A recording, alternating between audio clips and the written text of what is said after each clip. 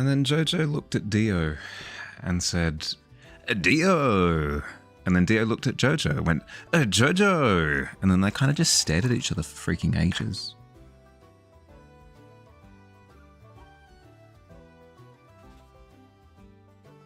Whatever will knock you out until stream starts. You already drank it like 2 minutes ago. Stream's starting now. What are you talking about?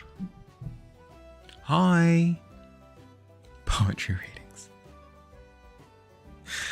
Do I even know any poems? God. Just Edgar Allan Poe poems specifically.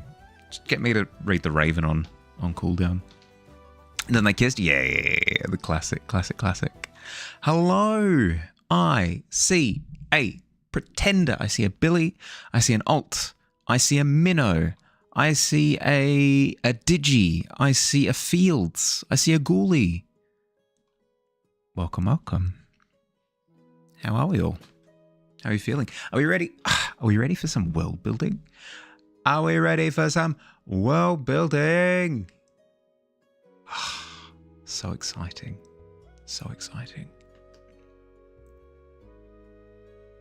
Okay. And then it begins. Then it just begins. Hi, everybody. Welcome. Oh, good Lord. Let's see. That was 1, 2, 3, 4, 5, 6, 7. In the span of what? A breath? Ridiculous. No, congratulations. Was that a... Who got first? Was it a Fields win? God, if only I could check. Frick. I saw it for a second. I saw Fields, Fire, and Dust. I think it was Fields, then Dust, then Fire. But congratulations to those who won. Brushes dust off shoulder. Still in the top 3 as usual. Oh, no, it's a gift. You've got a gift. Surprise start scribble. Oh, yeah, sure. Why not? Easy starting scribble. What did you have in mind? Fastest iron in the West, baby. Quickest of draws. Hit me with it. What are we looking at? Sent me an image. Okay. If it's just a but. 5 minutes to turn this awful triangle with words into a map of road and aisle. Oh, God. It's going to be scuffed. It's going to be incredibly scuffed, but we'll see what we can do. That very clever. No, very clever of you. Touche. Okay, all right. Ancient ruins.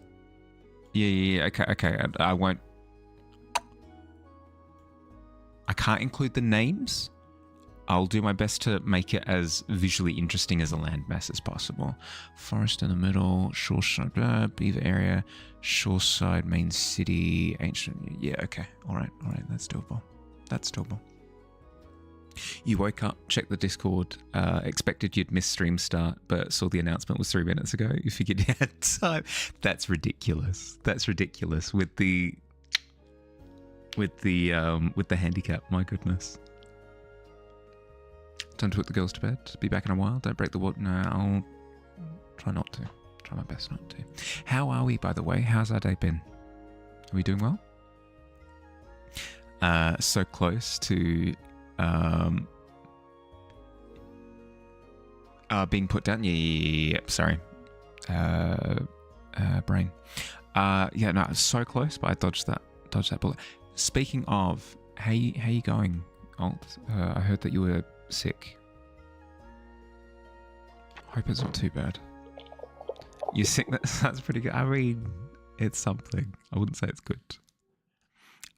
Usually I'd start with a black paint and then go through and do like an outline. But I think if I'm going to try to scribble together a landmass, my best approach here would be to sketch out a rough coast and then kind of spruce things up a little bit.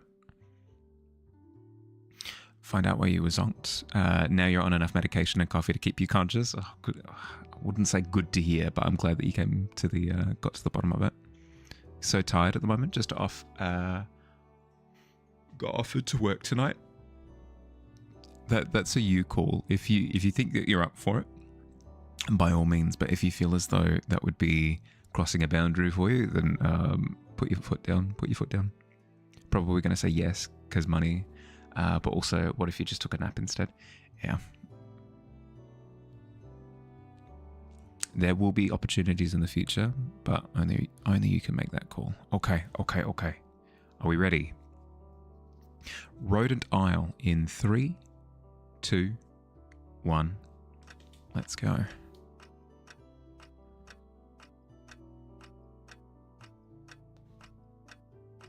Need to try and make it as interesting as possible.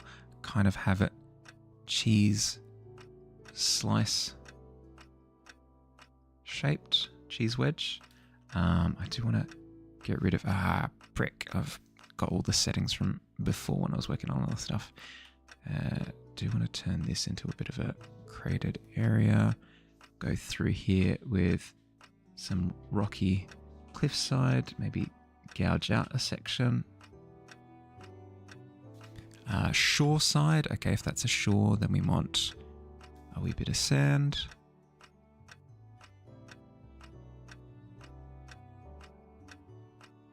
Maybe again, create a bit of visual interest.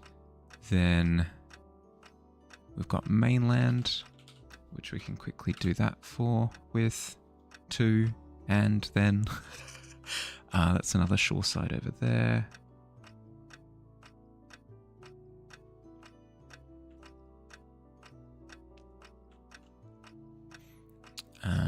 We've got the squirrel forest there. Let's create some patchy bits through here. Oh god, I need to avoid high commitment rendering, but just like a little bit, just a little bit. Then we've got forest through here. There's a small village off to the right there. That's doable. That's doable. We can do that. Small little village off to the side.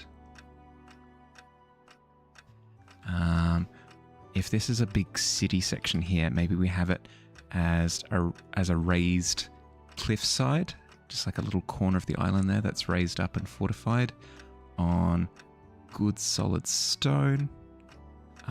We want this area here to be sort of smouldering crater ruins with a bit of that grey spreading. Now that we've got everything down kind of, I'll go through and add a bit of coastal something activity.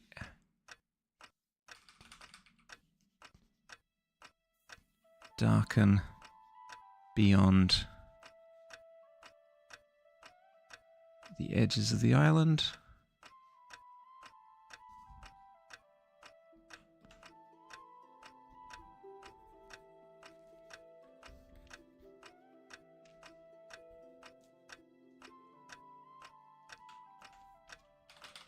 Then we want some sort of white cap sections going through here.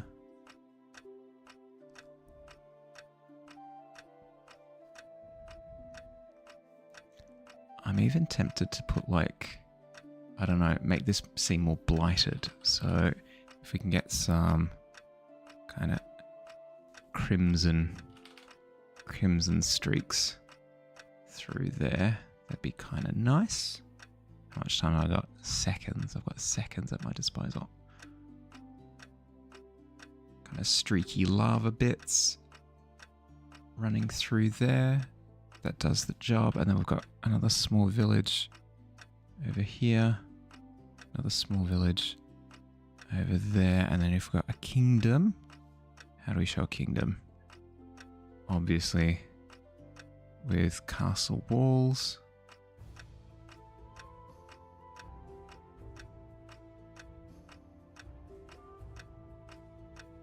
With some roof tile shenanigans. And then maybe a tower in the background or something.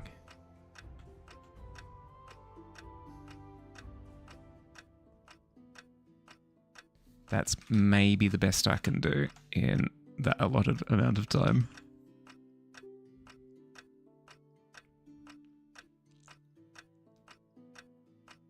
There we go. That's that's a scribbled rodent aisle right there. There you go. Easy done.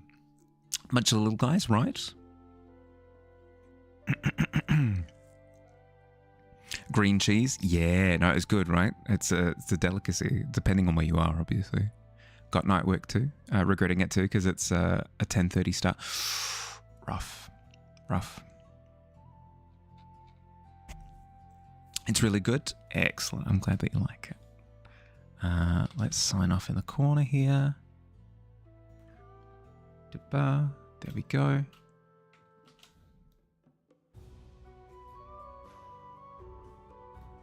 Bing.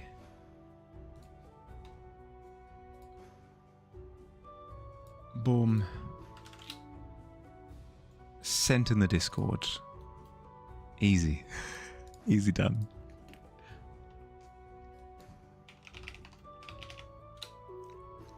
Okay. What about marsupials? There may be occurrences of marsupials, potentially. Potentially occurrences of marsupials on the island, but I think it'd be a case of... there are some instances of that, right? In shows where it's like, oh, everybody here is a dog, except that guy over there. That guy's a cat, but like, they're just kind of accepted by everyone. Don't worry about it. Okay. So, the plan for today is, because the state-sponsored monthly art fair for the month of October is Pittober. Psyched for Pittober. Hell yeah, Pittober. The thought was the world building stream for today could revolve almost entirely around the pit.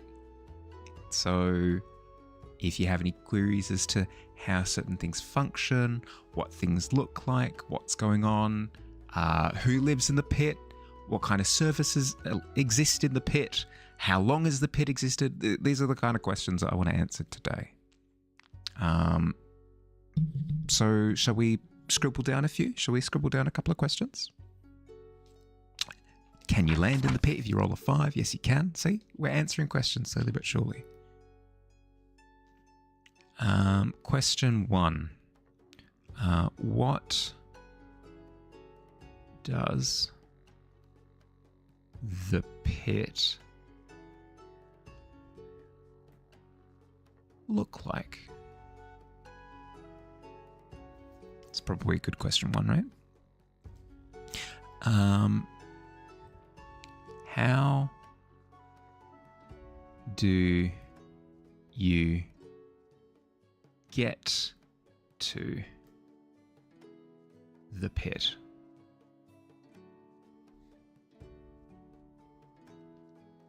Let's see if you're making more vodka. Not today. Dust is. Dust is potentially partaking of the vodka. Nearly done with the one shot. Not sure if it'll leave me close to good enough to use, but no.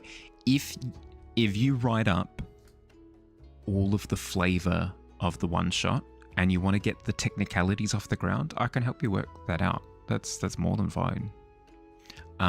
It'll be a while before I'd be free to run said one shot, but we can always take our time piecing all the little pieces together. Must have gotten all your pit rolls out of the way several streams ago. I know, it's been a while. It's been a long time since you've been in the pit now. Yeah, you haven't been in the pit for the last like 3 streams, I think, which is crazy, given that it was almost guaranteed before. Law entry, the Great Exodus and the birth of the Foblin. Oh, true. I don't think we'll cover Foblins today, as tempting as that is. I want to cover like the broad stroke things, just so that everybody's aware of like the basic stuff. And we can answer some of the basic questions, you know. If it delves into Foblins from there, is what it is. Is the Pit Goblins restaurant? The Pit is... We'll get to it. Yeah, well... Actually, that is a good point. What is the Pit? No, that's a perfect question.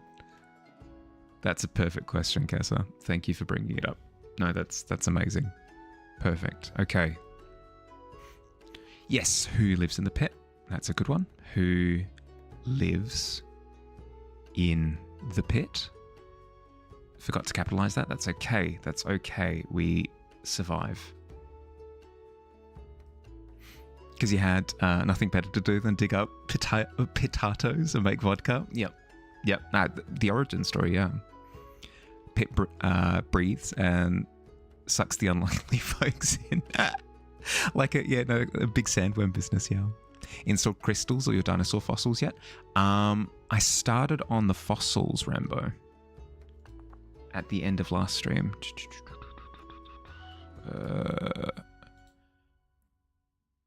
This one. I started on fossils. It's getting there. Certainly getting there. What do pit goblins look like? Are they different from other goblins? You vote yes. Okay.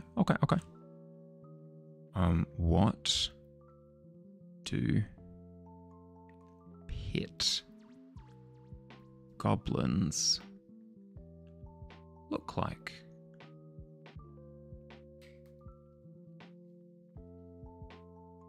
How many layers is the pit? Are there different layers for different things? Oh, good question.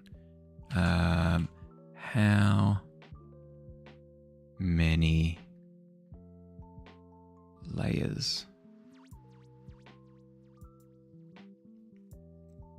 Can there be a goblin named Brad that lives in the pit? That's a given. Absolutely, yeah.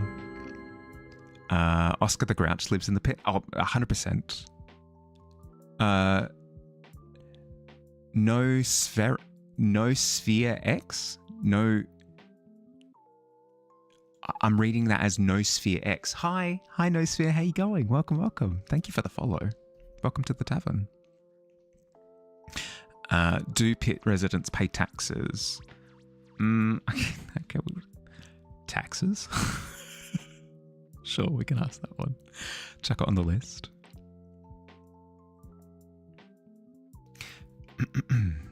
Weren't gonna do it. Just plain asking it. No. As I said, I'm not gonna throw ideas out completely. Like if the idea is good, I'll find a way to use. I will find a way to incorporate it. I don't tend to throw out ideas wholesale. I tend to scavenge little elements. No, Fields, you're not gonna get me with that one. Speaking of the pit, though. Hi, Maze. How you going? I think bare minimum pit goblins have to be purple because that seems to be the color scheme down there. Yeah. I was thinking purple is like one of the looks, maybe one of the. Cause I'd like a bit of like. It'd be boring if you go down into the pit and just everything looks the same, you know. A little bit of variety and spice. Lava pits? No. So codename. There's a pit that's underneath the tavern that if you roll poorly, you kind of fall into. And we're needing to get to the bottom of, not the pit, we're needing to get to the bottom of these questions. Like, what is the pit in a very philosophical sense, you know? Definitely better on No Maze. If you have to shoot off to sleep, no stress whatsoever. Thank you for stopping in. But if you are going to chill for a little bit, welcome. Hope I'm doing well. See my grandmother. I did. Wished her a happy 90th. She was miserable during the party just because she hates parties. But I saw her the next day as well, and she was, it was like night and day. She was great on the Sunday afterwards. So no, she's doing well. Just wanted to say hello though. Hi Mace. Hi. Thank you for the hello. Rest up. Sleep well. Do these pit goblins hoard gold? Ooh, actually, that's a good.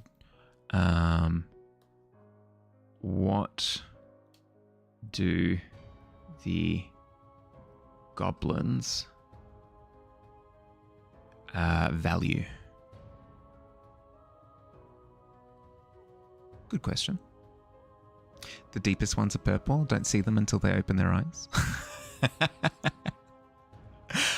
I mean, I guess, but I like the idea of there being like a bit of variety on the floor that you're on type deal. Like a little bit of, like, it'd be a little bit boring if it was like, well, you go to the first level and they're this color, and then you go to the next level and they're this color, and you go to the next level and they're this color. It feels less complex, and I like a bit of complexity.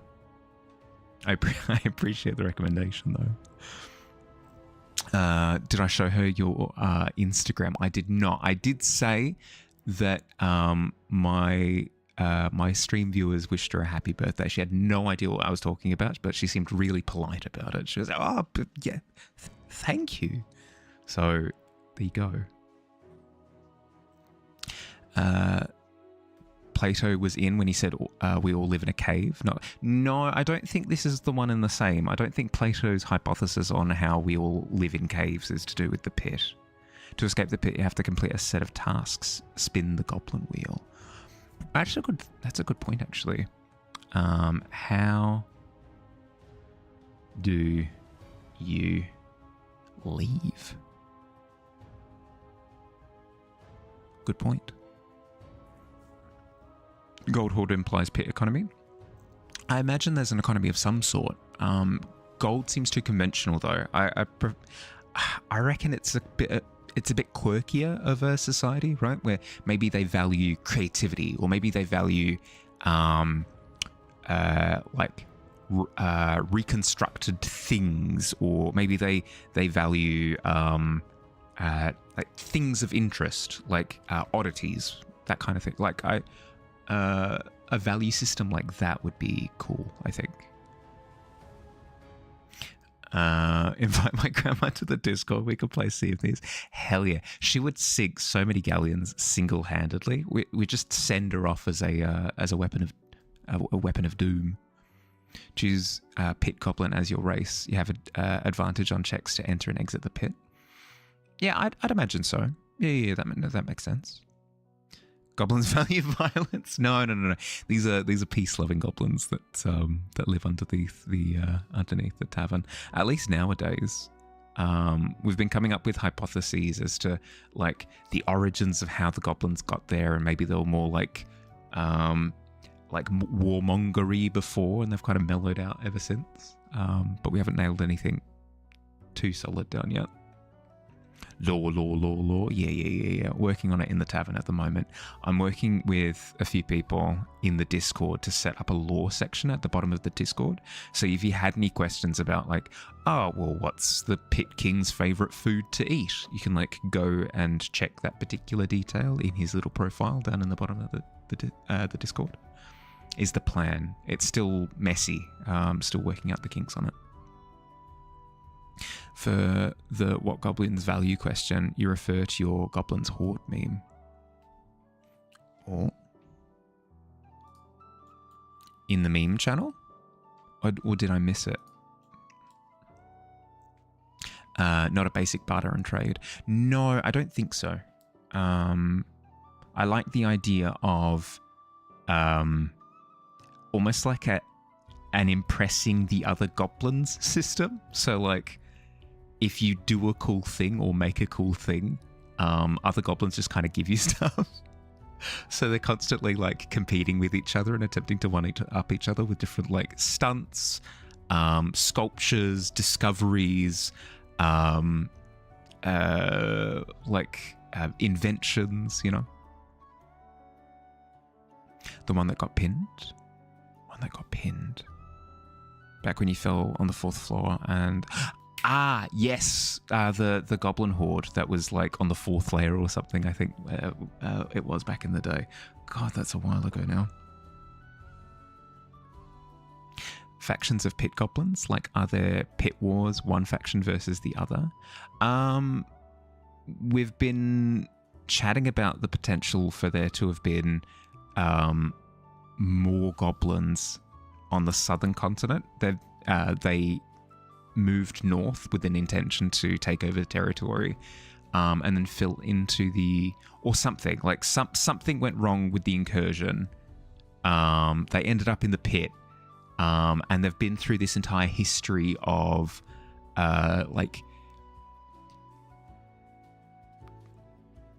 dealing with all of the terrors that go alongside, go hand in hand with being in the pit. And it's only kind of the modern goblin that now has kind of mellowed out after all of these eons and eons and eons of struggle. Rise and Eventual Fall of the Pit King, How I Got Addicted to Pit Vodka and Goblin Chai. Yeah, that's the full anime title. Yep. Adapted from a light novel, yeah. Trash dump canon, because you imagine that's how they'd make stuff. That's my thought, is more, it's less to do with the gold that's valued and more the hoarding of just cool stuff. That's like, oh, I'm so freaking jealous. The Pit King has just so much stuff, 99% of adventurers stop falling into the pit before the goblin horde. Yep. Broken bottle and passing it off. Yeah, that kind of thing. Kind of like trash artists / sculptors. I like that idea. But I won't be tyrannical about it. I'd be curious to hear what other people think of that concept of, instead of a classic barter and trade system, it's more like a status based on like little achievements that they do. So like, I climbed up to this rock and it's a really big rock, and everyone goes, oh, sick. Okay, well, here you can have like 5 of my potatoes, some pit vodka, and you can actually sleep in the good shed tonight. And everyone's like, frick. Gobbo was the first to beat me up that rock. Okay, well then check this out. And it's like, I've made this statue of the Pit King out of chairs that have been thrown down from the tavern. It's like, oh, that's incredibly impressive. Okay, you can have 3 potatoes, a swig of, divvying out the resources based on how impressed they are. Imagine the first layer of the pit is the trash heap, hence it's the closest to the tavern, and then the good stuff gets brought lower to be... That's a cool idea. The first layer is just the dumping ground, and then the second layer is maybe where the majority of the goblins live. Move, peasants. You're the proud owner of chain link fence. Yeah, exactly. Like, oh my god, that's the coolest thing. I've never seen a chain link fence before. That's incredible. Is there a way from the pit to the inner core of the planet? I don't believe so. I think they're like separate concepts. Yes, the pit does go like deep. It goes like into the ground, but it's not so deep that it like reaches down into the core or anything. Layer of trash so deep in the pit that they have burrowed into it, and downs that goes into deeper layers. That's my thought. I really like that visual of yeah. So what we've currently got with the illustration is we've got the tavern up here. We've got these big arched rocks, a gap, and then the entrance to the pit is down here, right? Enter into the pit. I love the visual of this.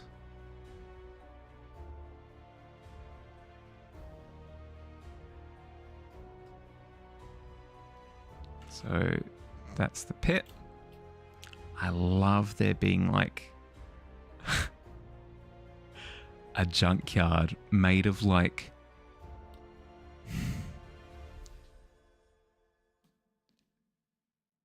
vintage like furniture, clocks, spyglasses, candlesticks, chairs, all like eclectically piled up underneath.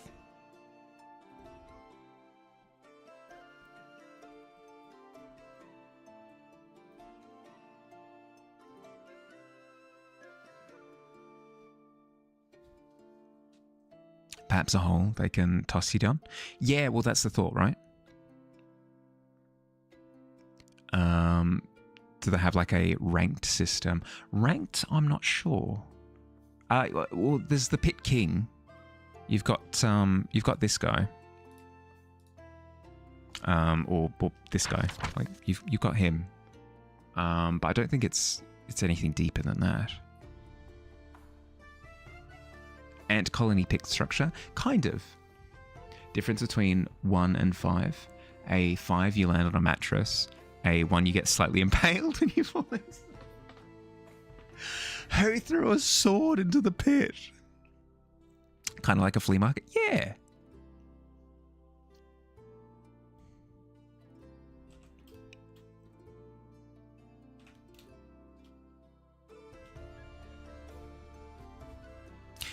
Since it's trash, you're thinking all furniture in the pit has like 1 or 2 legs replaced and cobbled together, planks and nailed together bits of scrap.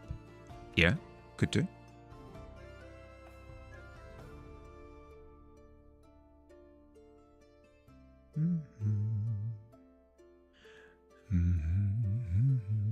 I also love the idea of goblins will go up to the tavern to participate as patrons and will, while they're there, secretly try and like kick things into the pit. So like, oh, I really like this tankard actually. Just, oh, drop that onto the floor. Oh no, it's rolled into the pit. Frick.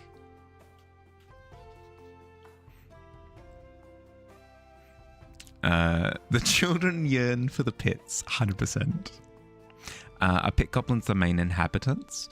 The only inhabitants that we've concretely agreed on so far. But it's open to discussion. What else would we like to see in the pit? The goblins have handmade outfits with the materials they're collecting. For sure. No, absolutely, for sure. Encounter the goblins' calamity of trying to sink the entire tavern into the pit. I don't think it's so malicious. I think, if anything, they find it fun to kind of try to identify little like trinkets and items of glimmery interest up on the surface. Oh no, so sad that the whole pork shoulder just happened to fall into the pit. Better not waste it. Yeah, exactly. Like, oh no. Sorry everyone, I'll do that right proper quick. Tavern keeps a stock of extra pints and cutlery because things keep accidentally falling. 100%. Yeah. Of course, the pit viper. Ooh. Okay, so you're saying that there's like there's a serpent that lives amongst the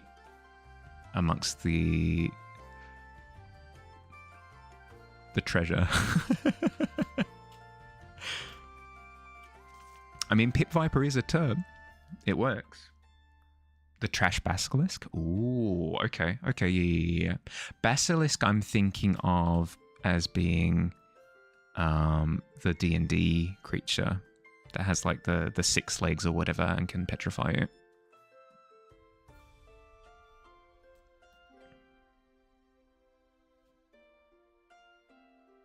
If there's a whole ecosystem down there with ancient terrors, bugs, old monsters. That's why I said to Digi the other day, is that I love the idea of the belly of the pit being like truly inexplicable, and you don't tend to venture down there because it's just not worth the risk. Yeah. Not sure if the viper should be an actual serpent, so just call whatever the creature is viper. That, or you could... Anybody seen Disney's Atlantis? Do you remember, spoilers for a, almost 30-year-old movie at this point, remember the thing with the Kraken, with the entryway, where they actually discover that the mythical beast that guards the entryway to Atlantis isn't a creature at all; it's a machine, right? I love the idea of there being a scrap serpent, where it's almost like either the scrap pile has like gained a little bit of sentience and has assembled itself into a pit viper, or it could be that the goblins have essentially assembled the equivalent of a scarecrow, like a giant fanged beast who, if you fall down and you're not a goblin, it will gobble you right up. No, if you peek down there, you can see it. You can see its silhouette there in the shadows, and it doesn't move because it's just an assembled statue of a thing.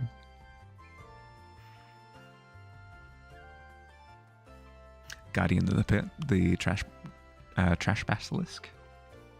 Something like the Watcher from Lord of the Rings. Yeah, kind of. Haven't seen that movie. Aren't cultured. That's my opinion on that anyway. Like the idea of a sentient trash heap, because it lends itself to many shenanigans trying to gain its favor. Maybe a nat 20, the serpent helps you get out. Ooh, I like that. No, I do like that. I like that a lot.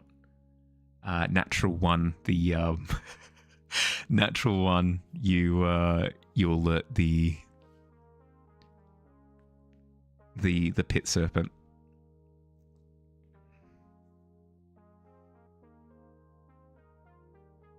Yeah, natural one, you alert the pit serpent. You have to run away from it for 10 minutes or something. That's fun. Okay, so what does the pit look like? Kind of this sort of structure. One question along these lines that I do want to answer is, what does this bit look like here? This bit right here, X marks the spot. We've got the floor of the tavern, right? Is it just like a broken hole in the middle of the tavern? I don't imagine it being like that, but I'm not entirely sure how it would work. Maybe it's a case of you've got magically shifting floorboards. So underneath the foundation of the pit is underneath the foundation of the tavern, there is the hole here. But it's usually covered up by floorboards, but either loose floorboards that when you step on them you fall through, or they'll slide out of the way if they're feeling particularly nasty, that kind of thing. Maybe. Gotcha Kuta. Yeah, I've started watching it. I'm up to episode 7, I think. Literally the premise. Yeah. For the sentient garbage. Yeah. Yep. Just a loose wooden board. Well, that's what I'm thinking. Is it a series of things? Is it a series of unfortunate events that leads to you falling into the pit? Your first instinct with creatures always give them too many teeth. Imagining the serpent's throat is lined with forks and knives. Oh, that's a horrible way to go.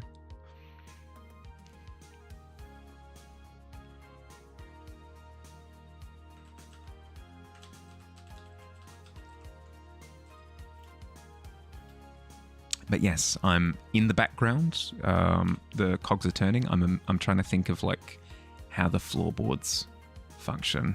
How you getting from in the tavern into the pit? What does that mechanism look like? Are there any natural resources inside the pit that would have potential to attract outsiders? That's a good point. Any natural resources?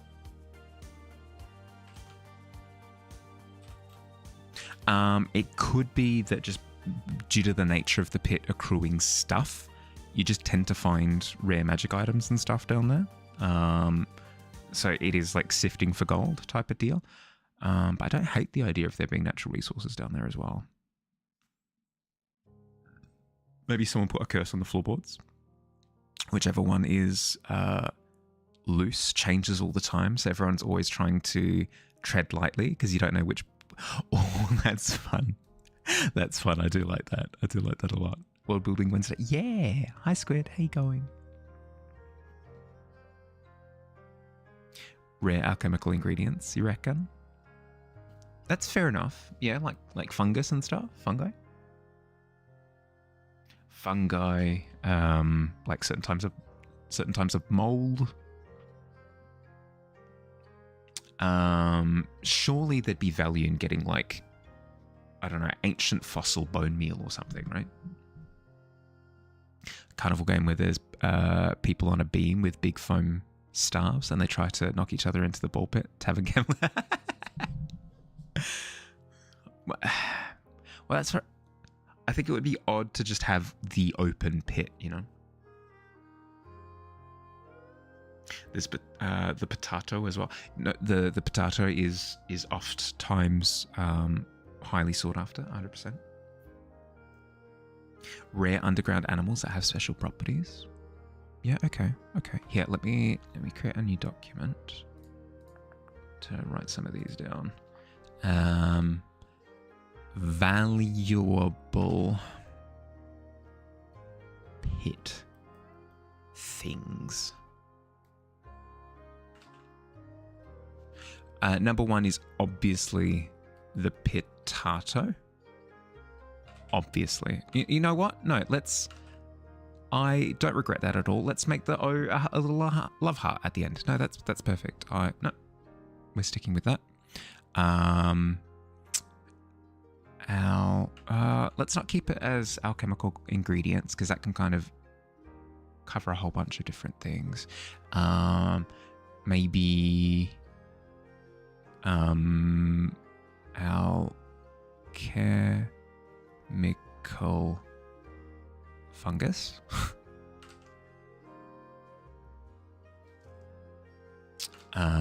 Treasure.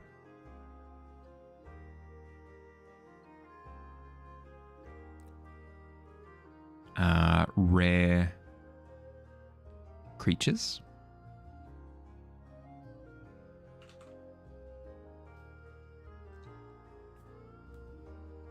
Even the idea of barter system with the goblins from rare mercenaries or something that dare risk the journey. Right, okay, so they can get pit goblins to fight for them if they just offer them cool stuff. Yeah, I like that. Oh no! Yes, yeah. I prefer that idea more, Ghoulie. Actually, the idea of trying to acquire the treasure by just handing them cool stuff. You're just like, yo, check out this pogo stick that I found the other day, and they're like, oh, sick. Okay, yeah, no, I'll hand you this. I don't know, like, broadsword of everlasting cut or whatever. I don't care about that. I'm checking out that pogo stick. That sounds sick. Pit rocks. It'd have to be more specific, I think. Glow bug pelts for the candle bugs. Candle bug pelts.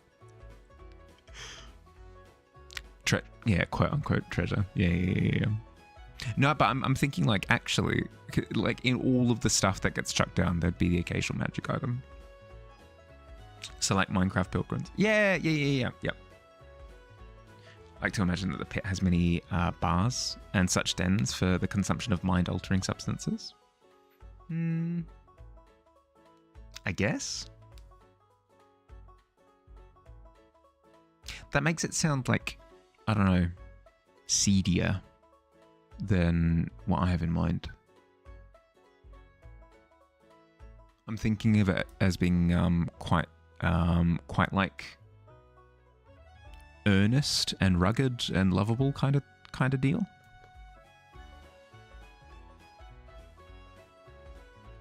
Or a quest to go to obtain an item that they want. Yeah, yep.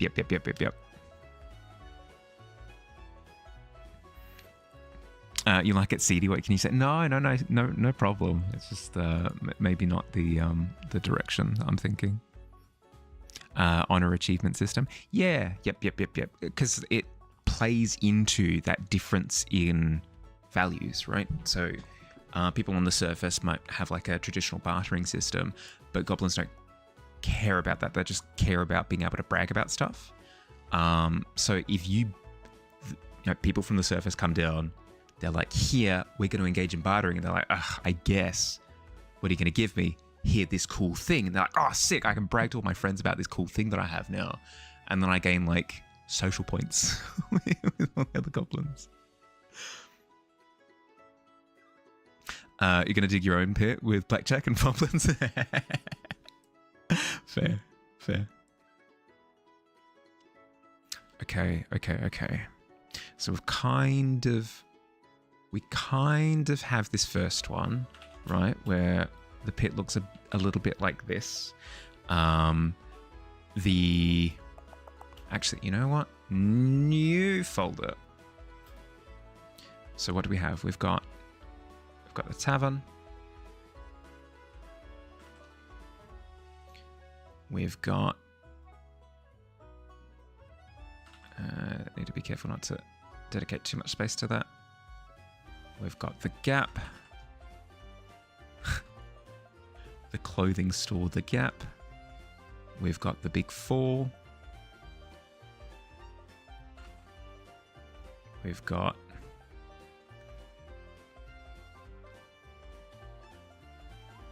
the Pit. Then we've got wherever the cool like collectible things land, and then presumably it's not sustainable to live up where things just kind of fall in, so therefore there's another layer down where the majority of like life in the pit happens, and they can be little access ways. Ladders? Surely not. Maybe? How does that work?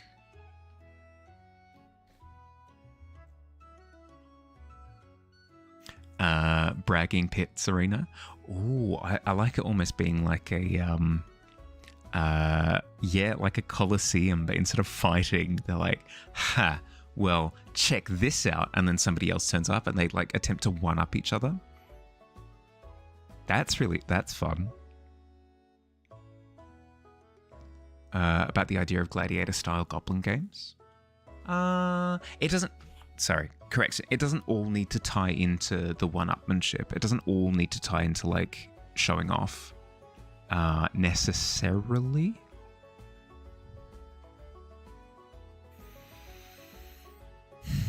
Thinking about it. If it's like a merit-based system... Would it be gladiatorial battles in the traditional sense, or would it be gladiatorial battles in maybe the, in like a show-offy sense? I'm not sure what. Hi. You come here? Yeah, hi. Welcome. Hi, little one. Tavern goers have agreed upon items that they pretend are valuable, so that when they fall into the pit, the goblins are totally sold on the idea that the item demanding for bragging rights. No, I think the goblins just have like a different idea of value. So something that, like, we knock down like a gold idol or something, and they're like, boring. Like, what, statue? I guess. But it's all pretty and stuff. It's not cool. It's not like quirky and unusual and strange and weird and fun. So they're offered like traditionally valuable things, and they kind of just reject them. And adventurers have to like go out of their way to either construct something quirky or find a really weird rare item that has value beyond monetary value, more from like the novelty side of things, you know. More vast than the tavern. You've imagined it as such? Yeah, yep. Ladders, trash stairs. Or could be trash stairs, yeah. A rope down instead of a ladder. Actually, yeah, that is a good point. Should there be a rope dangling? Should there be a rope dangling from the base of the tavern so that you can, if you are brave enough, you can make the climb back up into the artsy tavern? Now I've got one event left to write down before the one shot is done. Not everyone who lives in the pit is a goblin, though. Yeah, no, I don't imagine that everybody's a goblin. But we haven't. I don't think we've decided on what other races could live in the pit. Stranded in the pit, you probably have to trade for a guide out of the pit. Yeah. The child of the pit king made the climb. Yes. Ish, Rasa, or whatever the chant was from that Batman movie.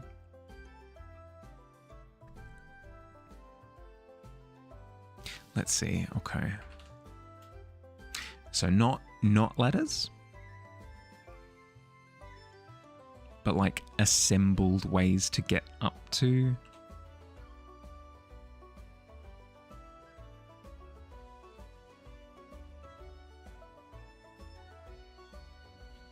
Yeah, could do. Live in the pit, so at least one rat folk in there. Hey, there you go. Boom. Oh no, Ghoulie. Let us know what it looks like, Ghoulie. We're trying to accrue information at the moment.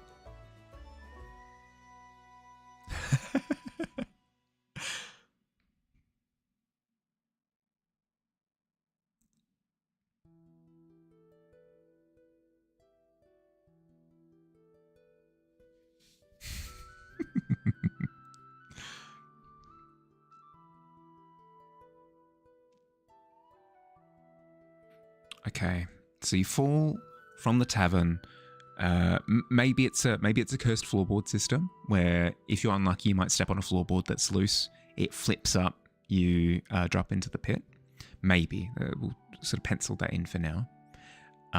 Then when you're in the pit, you land on. But it's not even like a trash pile. That's not quite right. It's more like a pile of oddities, if anything, because it's not like people are throwing rubbish into the pit. It's more things are getting lost in the pit. Does that make sense? Like things are falling between the planks. Things are getting knocked off tables and then ending up in the pit. Chairs are like vanishing. Tankards are vanishing. Planks are going missing. You know that.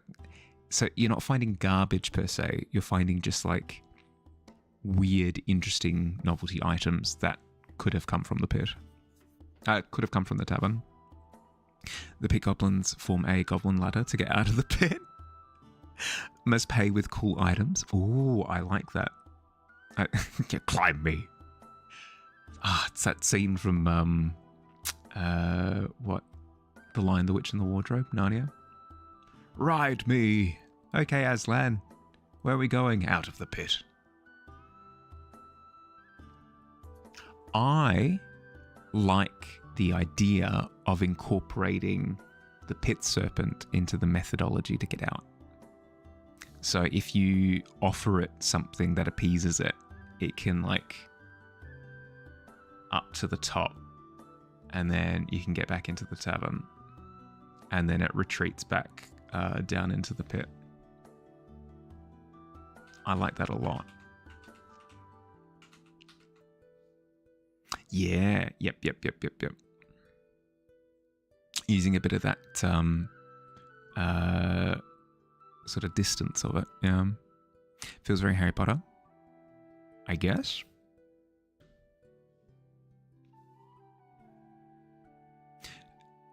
You think the pit is your ally? You merely adopted the way of the potato. I was born in it, molded by the potatoes.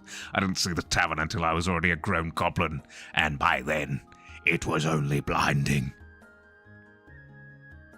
Yes.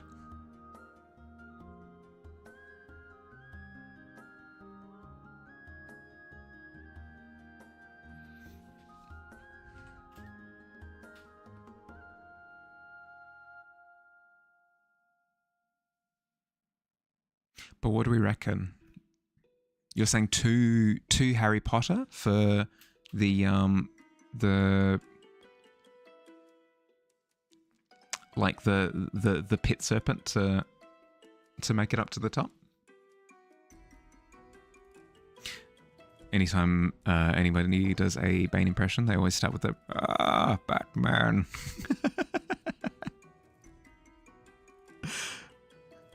You must. I mean, it's legitimately a thing in voice acting. You need to find almost like trigger sentences to get you into either a voice or an accent or whatever it happens to be. It can be really helpful with accents because if you don't have something to anchor them, they can kind of drift all over the place. Whereas if you've got a phrase or a saying that you use every time, it can kind of switch your brain into using that accent.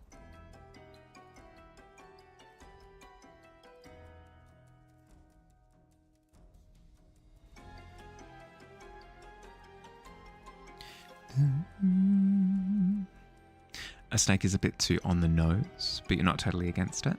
Okay.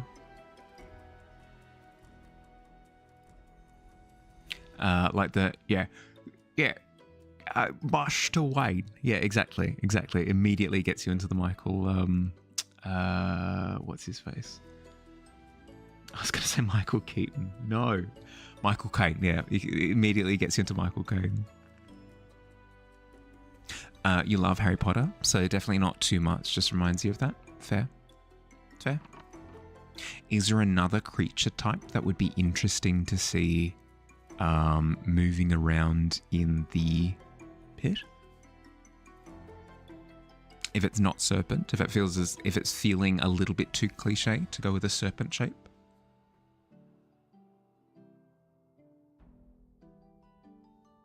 Because I like the allegory of like dragon horde, pit something, pit horde, you know. But then it's kind of belongs to the Goblin King though, doesn't it?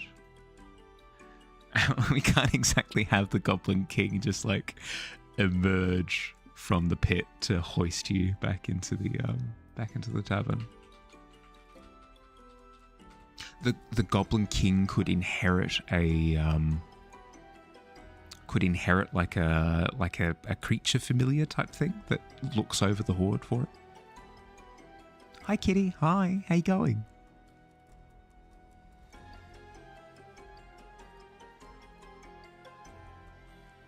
I was so jealous, Kitty, of hearing about your haircut that I got a haircut my own. I had to. As soon as I heard that you were struggling with how it looked in the mirror, now that it's different, I immediately had to follow suit. Bearded dragon, maybe? Yeah, could do. Doing so good right now. Super proud of yourself. Nice. You love this cut? Thank you. Thank you very much. It's still fresh in the sense that my hair doesn't really know how to behave now that it's been cut, but it'll settle in. Groundhog pet? Ooh. Okay.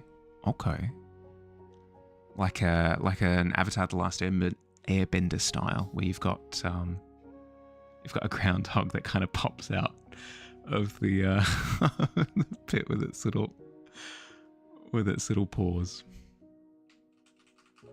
I think it might take up a little bit too much room. Is the only problem that I'd have with that kind of design. Not technically a dragon, but bearded dragons are a bit of a goofy oddball option. Yeah. So like lizard as opposed to full dragon. Can you show me something that you spent 2 days making? Yeah, yes please. It's why you're so proud. Yeah, I'd love to see it. Definitely a groundhog. Actually scruffed up, has a missing patch of fur and has a chipped... just a little sprinkle of character. Yep. Secret tunnel. Yeah, the one responsible for the secret tunnel, yeah. One's plural. Goblin King's pet, the Barghest? I'm lost. What do you mean?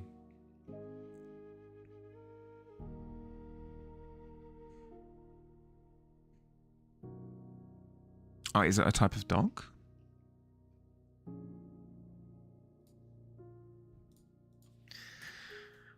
Bargast. Mythical creature, often appearing as a monstrous black dog. Ah, is this the, yeah. Mythical, but teeth, claws, having the refer to a ghost or household elf. What? Okay, sure. I haven't heard of that creature before. So context, you've been wanting to learn live 2D to animate stuff for like a year now, but it was so overwhelming and daunting you kept putting it off. You finally locked in and learned it and you made this. That's so cute. That's so good. That's so good. No, I love that a lot. That's great. No, congratulations. Congratulations on the new emote. That's amazing. Bargus totally reminds you of a chupacabra.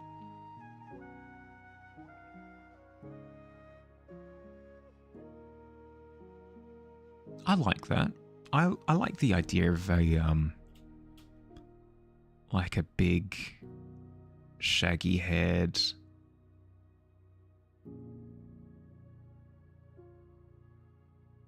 dog creature thing.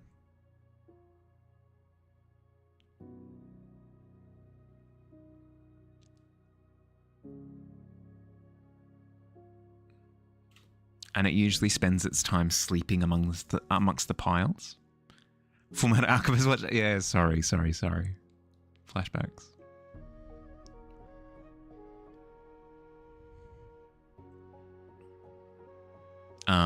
But yeah, that can be a method of getting out of the pit. Is it grabs you by the it grabs you by the back of your outfit or whatever, and just literally yeets you back up.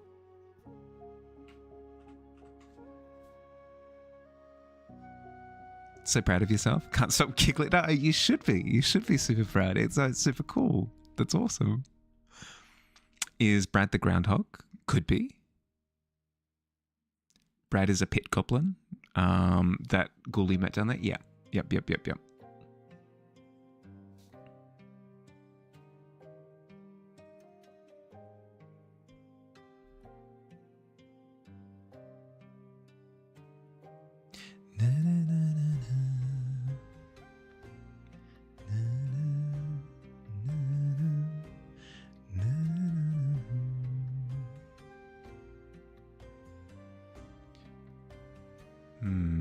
I don't want it to be a dog-like creature in the conventional sense. I'll let you in on kind of what I'm thinking. I'm thinking almost a... brace yourselves for cursed imagery, but like a dog with like either 6 legs or that doesn't even have to be limited to 6. It could be like 10 or something. Something just like a little bit cursed. Just a teeny tiny little bit cursed. The time you weren't paying attention, discussed how you travel around the pit. No, we don't have a method of transportation yet. Like a Zoloitsuintal. Oh god. Okay, let's yoink that. Quick trip to Google. Don't mind me.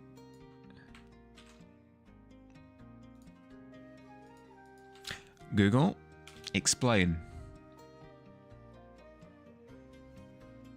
As one of the several breeds of hairless dog found in standard, intermediate, and miniature sizes, the Jolo also comes in a coated variety. Maybe? Maybe could do. 6 legs and a human hands would be cursed. 6 legs and human hands would be cursed, yeah.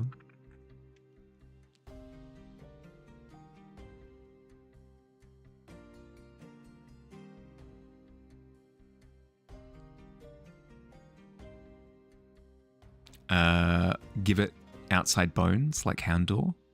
Ooh, that's fun. That's fun. Okay, hear me out. We're not sticking to this. I'm simply floating it as a concept. You ready? Human hands. We're just locking it in for now. Just locking it in for now for discussion's sake. It doesn't need to exist as this. Human hands. Then it makes this kind of journey back up where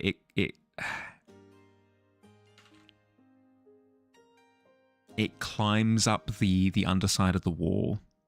And then I love the idea of offering it bones as a port of entry. I love that because you can find dinosaur bones. You can find like fossilized bones. You can find like where maybe something like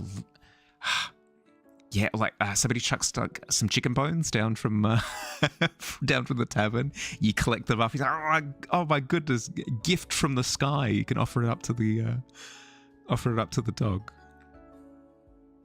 Humans definitely cursed. Yeah, incredibly cursed.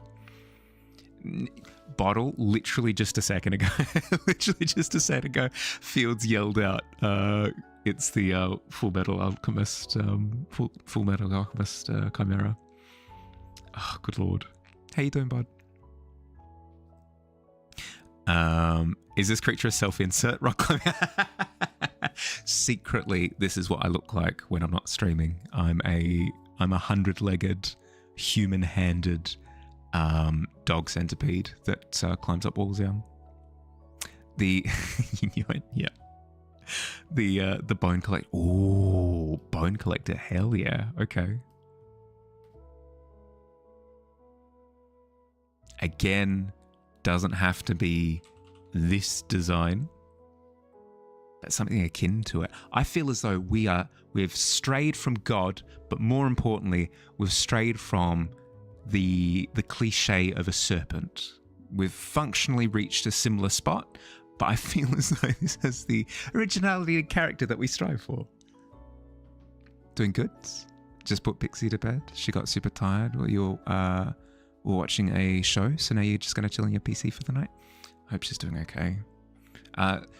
She said that she was tackling quite a few projects all at the same time at the moment. She doing okay? Everyone as well? Enjoying the little things? Yeah. Spitballing ideas at the moment. Such a great name. It's both ominous but endearing. Yeah. Yep.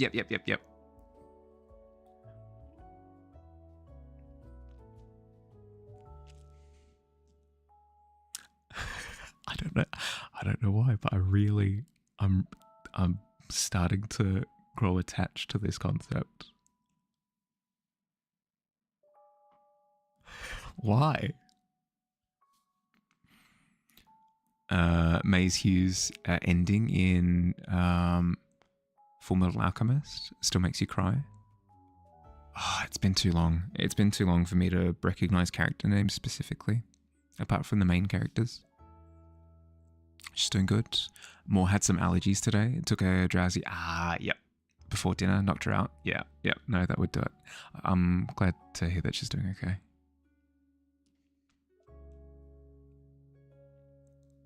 Phone booth. There is a movie called Phone Booth, isn't there? I've never seen it. I'm not familiar, no. Or are you making reference to? No, I don't remember. Was this unique to the anime? Because I've read the manga. I haven't watched the anime. Maybe this is a scene that's unique to the anime, or equally as likely, I've just forgotten.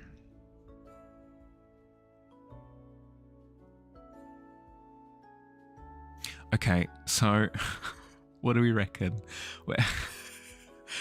A dog with, let's say, 100 legs, with human hands, called the Bone Collector, that you offer up bones in order to acquire safe travel back up to the tavern. Give me a score out of 10. What do we reckon? Jury's out, which is for me. Yeah, I know. I don't know what it is. Information retention is tough. It's tough. Not a sense of it. It is. Yeah. Bone Mastiff breed. Ooh. Its canon now can't be undone. Human hands for feet. Yeah. You can thank. I believe it was Fields for that one. Either Fields or I can't remember. It's all a blur.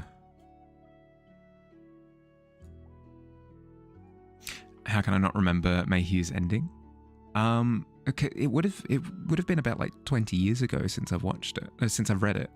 Yeah, like close to 20 years ago at this point. So you can't blame me too much.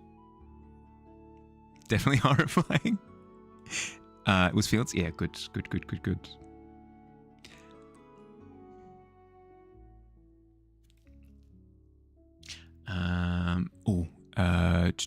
Bone Mastiff.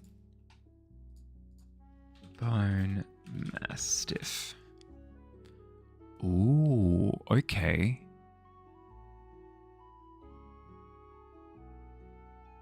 With the heavy snout. Okay. Grab a picture of that. Wait a second. That's just a list of Mastiff breeds. No, I want the Bone Mastiff specifically. Or is there no such thing as a Bone Mastiff? That's just what we're calling it as a breed. Lurk for a bit. Gonna play some rocket-powered car soccer and chill out. Good luck. Godspeed. You got this. 12 years since you've seen Full Metal Alchemist personally. Wow, almost double on you. Bone Collector is a sweet boy once you get past the human hands part. 100%. You were just making a joke. I'm not familiar enough with dog breeds to not know that Bone Mastiff isn't a thing. Bone Terrier.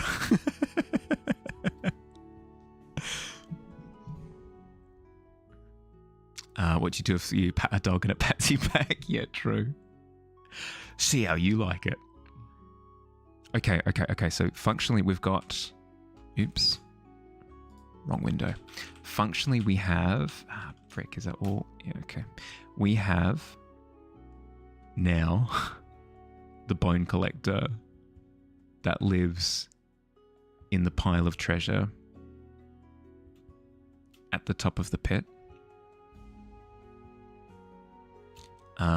Functionally, you offer it an offering of interesting bone, and it can take you up to the top, where it grabs onto the entrance to the pit here, reaches over the water here, grabs onto this pillar, and then scuttles up the top and deposits you back in the pit, back in the tavern.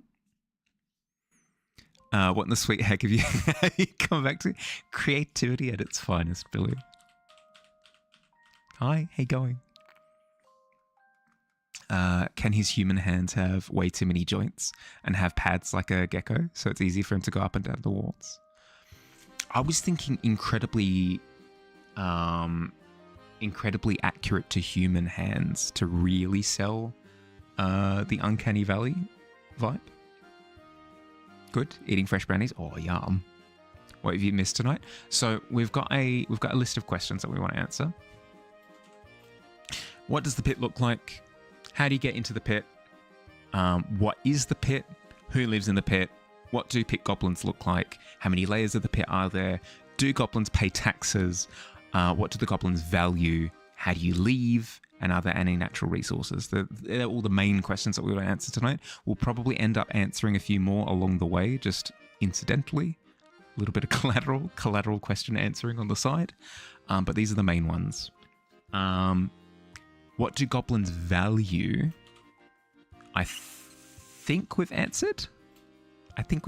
It's just like cool stuff. I don't mean cool stuff as in like robots, you know. I mean cool stuff as in like it's a competition, right? Of like, I have made a cool thing, or I have I have climbed up the tallest rock in here, or I have collected this dinosaur bone and that's sick. Or I've made a statue of the Pit King and that's awesome. Already shown Digi's awesome artwork. I have not. I've not shown Digi's awesome artwork yet.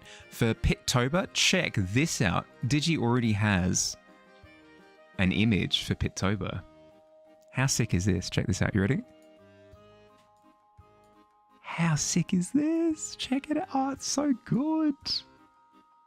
I recommend checking it out in the Discord down in the monthly art fair section. You'll be able to see it way more clearly than in this little preview on my screen. So cool. So cool. Zoom, enhance. Yeah.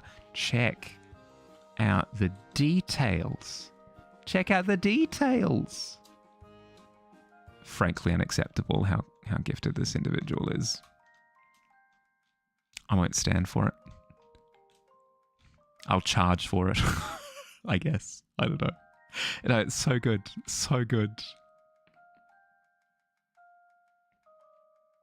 Oh, sick. It's so good. It's so good. I highly recommend checking it out. So good. So kick-ass, right? Bragging rights. Yeah, exactly. Codename. Exactly. Bragging rights is like the thing. Turn the pit economy into eBay. Yes, exactly. But like it's less about trading the things and more about showing off to other people the value of the thing that you have in its quirkiness. Speaking of Pittober, we also have one from Futureproof who's made a lovely ticket straight to the pit. Beautiful. Beautiful. Congratulations, you rolled trash. The pit. Admit one. So good. So good. Already have just sick entries. Billy's everything except the goblins in the picture. Yep, 100%.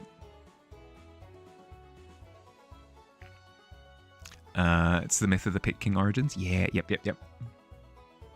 Digi was highlighting random bats and writing Billy next to each random. You love that ticket. So good, right? So good. Hi, Noctua, by the way. Sorry, I was on a little bit of a roll before.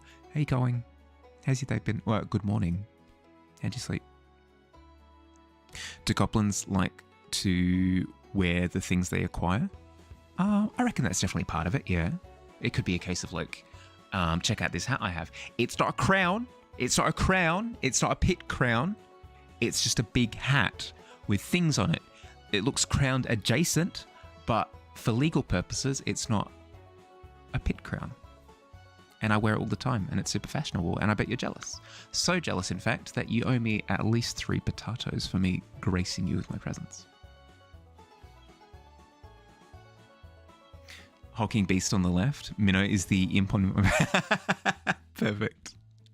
Crown adjacent. Yeah. No, you can't encroach on crown territory because then it may be like a little bit of insubordination and potential death at the hand of the Pit King. But definitely not the case in this particular instance, so you don't have to worry about anything. Just woke up, eating breakfast. Going to work on some mossings and rock clappers. Yes. I love to see them. Oh, yes. It's happening. The creatures, the little guys, they are happening. Everyone complimented. Oh, stop. Pit King executes people. Oh, not unless they like slide him. Now I'm going to think about it. Oh God, what have you done? What have you done?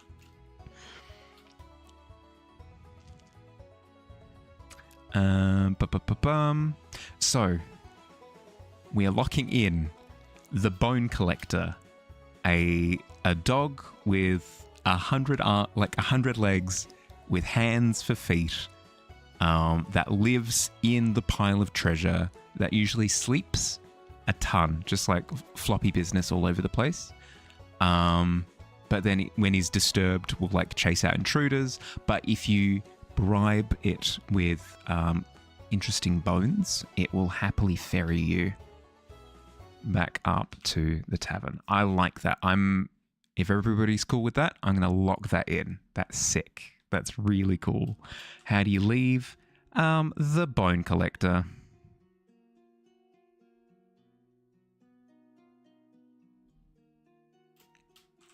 Nice heck. Oh, thank you. Thank you very much. I appreciate it. Bone collector is straight out of Bloodborne. 100%. Again, canon? Yeah. Yep. Couldn't see it was shorter because the dark chair and shit.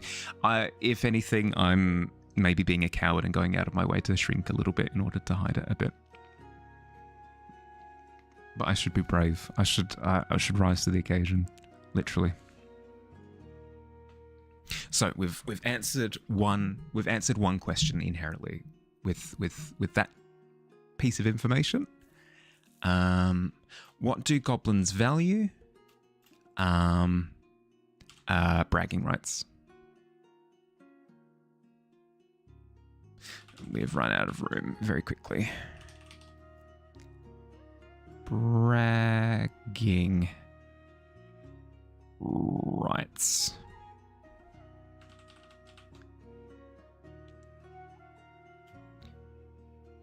Ergo vis-a-vis cool stuff.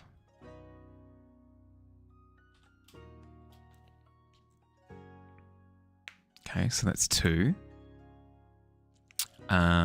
What does the pit look like? Okay, we're still working on that one, I think.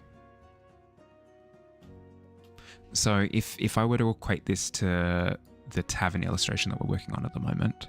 So you've got the tavern up here. You've got these arches of rock. You've got a hole underneath the tavern here. You fall down. There's water underneath, but there's like a section of rocky crag business at the bottom that opens up to the pit. Then you fall down onto pile of misplaced things. Yeah, I like that. I like the wording of that.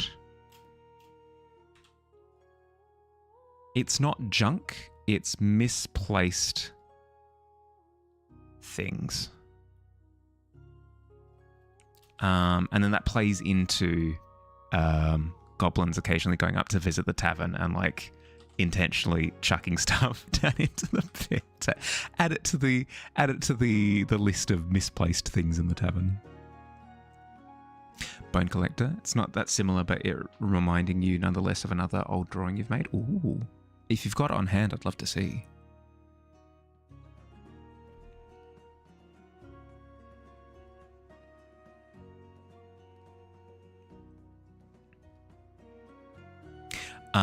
I like, by the way, the idea of, because the tavern is weird. Because the tavern is weird, it's a bit of a weirdo. And it's connected to all sorts of areas in Brink.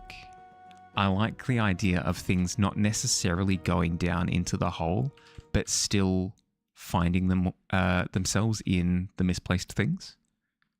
So, like, weird spatial magic stuff is going on, and then the tavern kind of just deposits a trinket that was taken from, like, the other side of Brink.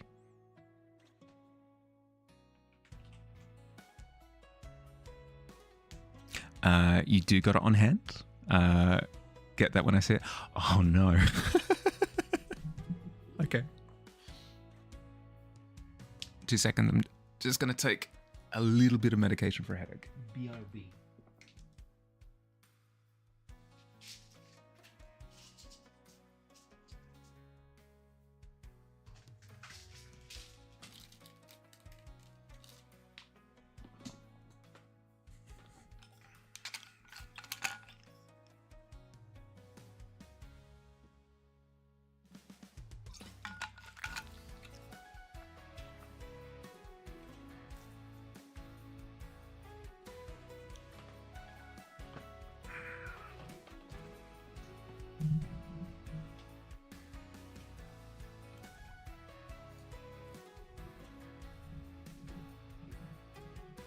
But yes, I like the idea of, for example, cut over to rodent aisle, the rodent aisle. Say there's just a teddy bear that has been abandoned.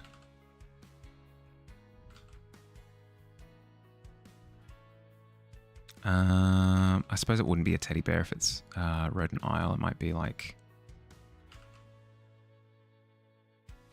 a rat or something.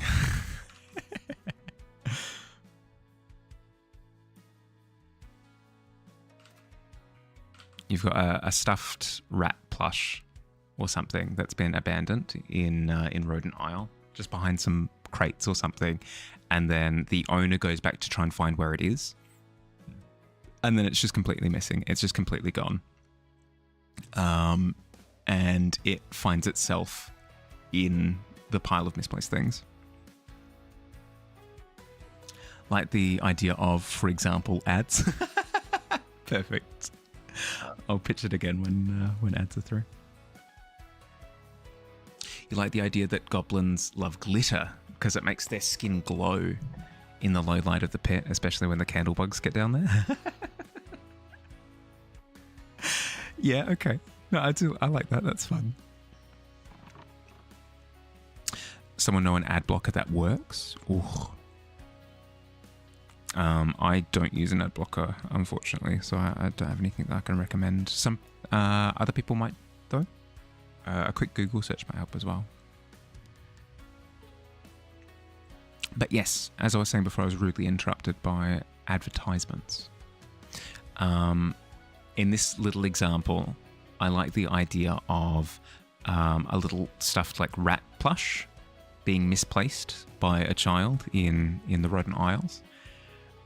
Just behind some crates or something, it gets dropped in the street. And then the child goes to find where they dropped their plush. And in the second that it fell behind those crates, it just so happened to kind of like mess with the tavern's relocation of things. And it deposits the plush into the misplaced things. It didn't go with anyone into the tavern. It didn't have like intentions of going to the tavern itself or anything like that. It's just sometimes the tavern glitches a little bit, and it just occasionally just deposits random things into the misplaced pile.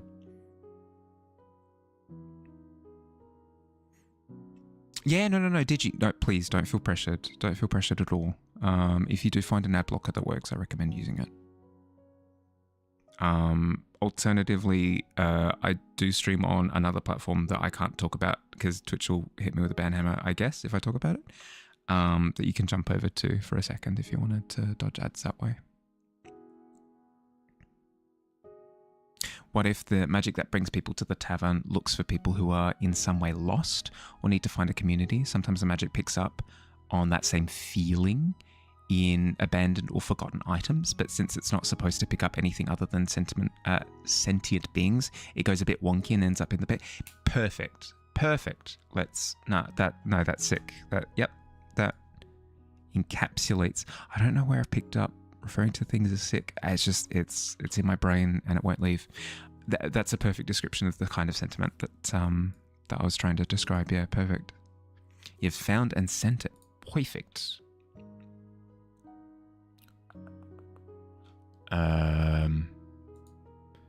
It is yet to load for me. But I will let you know once it's come through.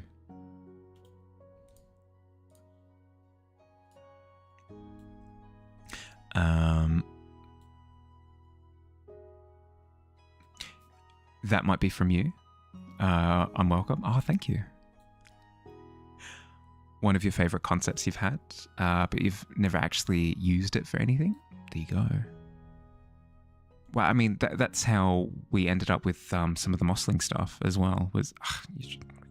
Thank you for donating your creativity. I appreciate it.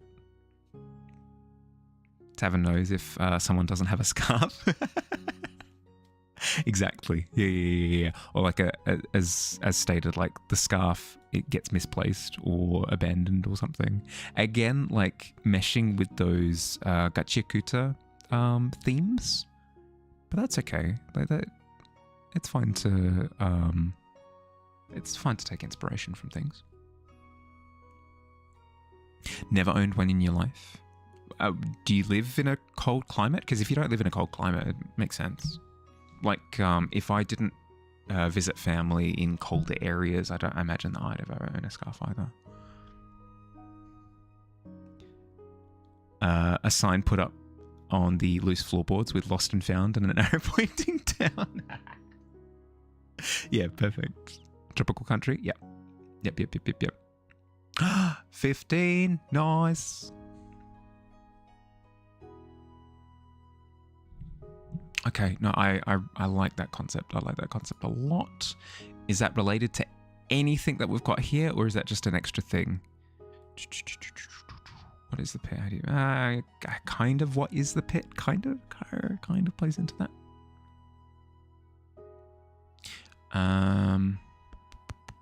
How many layers?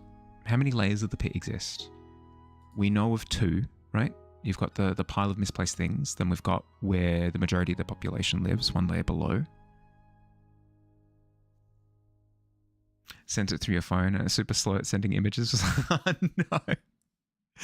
Let me know when it's made the journey. I'll give it a look immediately, as soon as I can.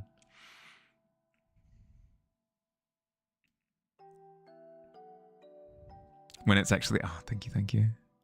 At least 4 is canon. True. At least 4 have been mentioned in passing. Hi. What? If you want to hang out, you can come hang out. 4th being the king's domain, you guess? Fair. Hi. You gonna come hang out here? Oh, welcome. Hi. Yeah, could be that the 4th. So we've got level 1, level 2, something below there, and then maybe level 4 is just like a teeny tiny little offshoot of the pit where the Goblin King just has a hoard of his most interesting items. Level 3, what would level 3 be? Like castle, everything's his domain, you suppose? No, I don't think it would be a case of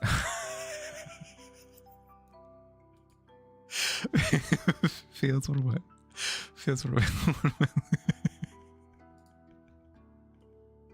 looking at?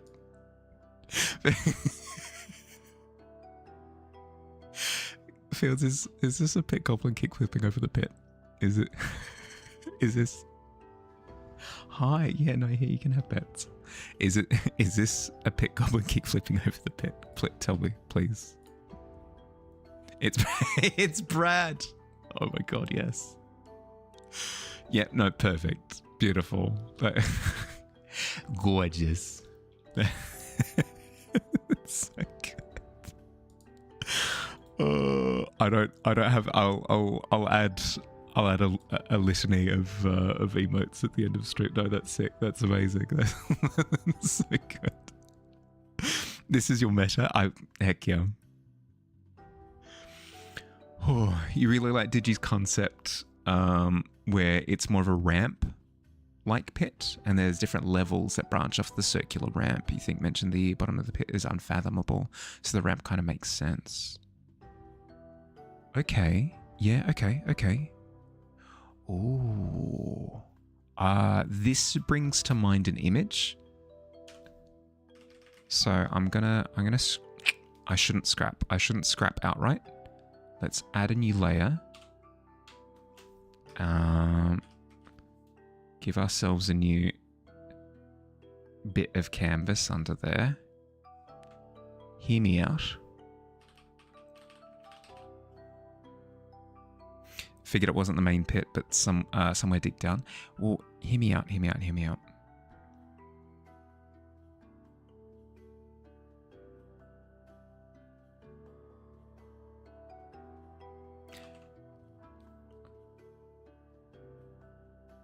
it could be that the pile of misplaced things is actually freaking massive. And it goes down multiple levels. And as fire, as you've described, you've got level 1, level 2, level 3 kind of spiraling up, like up and around the pile. And it's not that there's a clear distinction between 1, 2, 3, 4, whatever. But it's just a case that like people just kind of build their homes around the pile on its way up, you know? Guess it could be whatever you want it to be, though, after all. That's why we're talking. That's why we're talking, so we can come up with like really cool versions of what it could be. An epic concept. That's my thought, right? It's a little bit more full on than something like this. This is very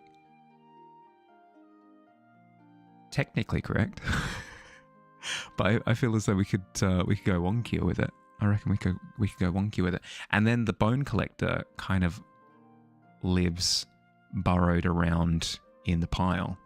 So maybe you just see a head and like a couple of sets of legs on the surface there, and you're like, oh, a dog. It has human hands. It's a bit weird, but it's a dog.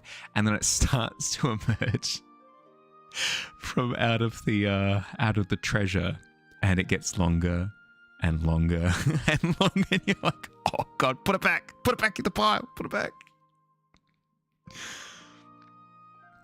How do you get to Brad's place? Oh, just take a left at the bean can and then keep going until you see the half-eaten leather boot. Take a right at the empty Doritos bag and you're that. Yeah, exactly. Well, given all the landmarks, easy peasy. You love this idea? Excellent. Found the drawing in your computer, have now sent it through there instead. I love how it's faster to go through that method than it was to wait for the phone to just load. That's awful. Have a circling path around the trash heap and offshoot caverns. Yeah, yep. And then technically, if you're brave enough, you can actually go digging around at the base of the pile of misplaced things. Oh my god. Pff. Brain blast. It's sedimentary deposits. You literally have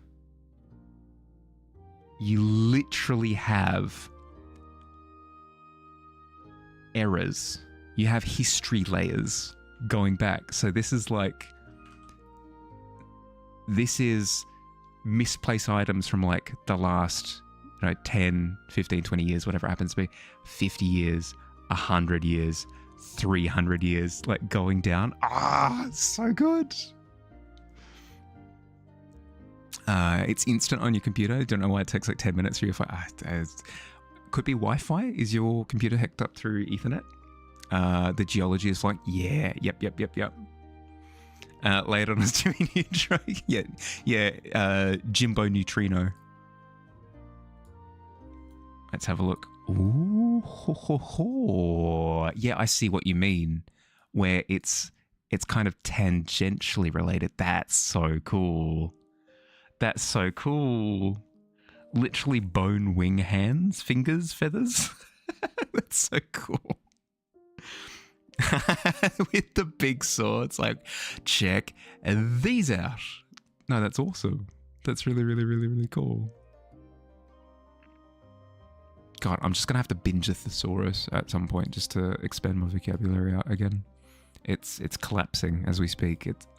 We call it the collapse. Would be hella creepy. Digging through the trash and uncovering one of the bone collector's hands. Oh no.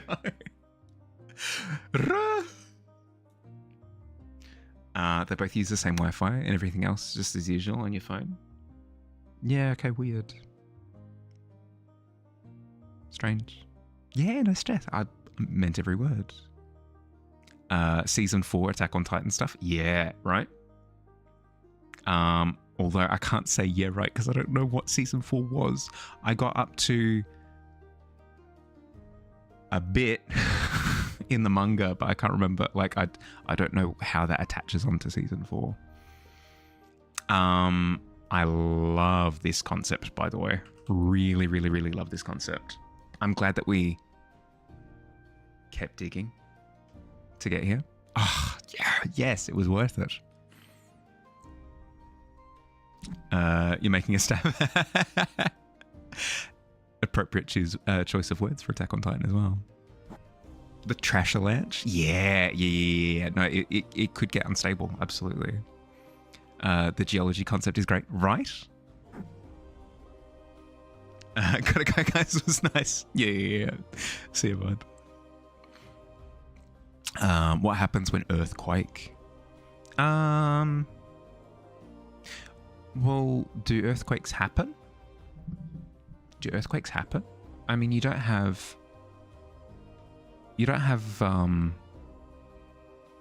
like plates scraping against each other, right? Because they're literally separated.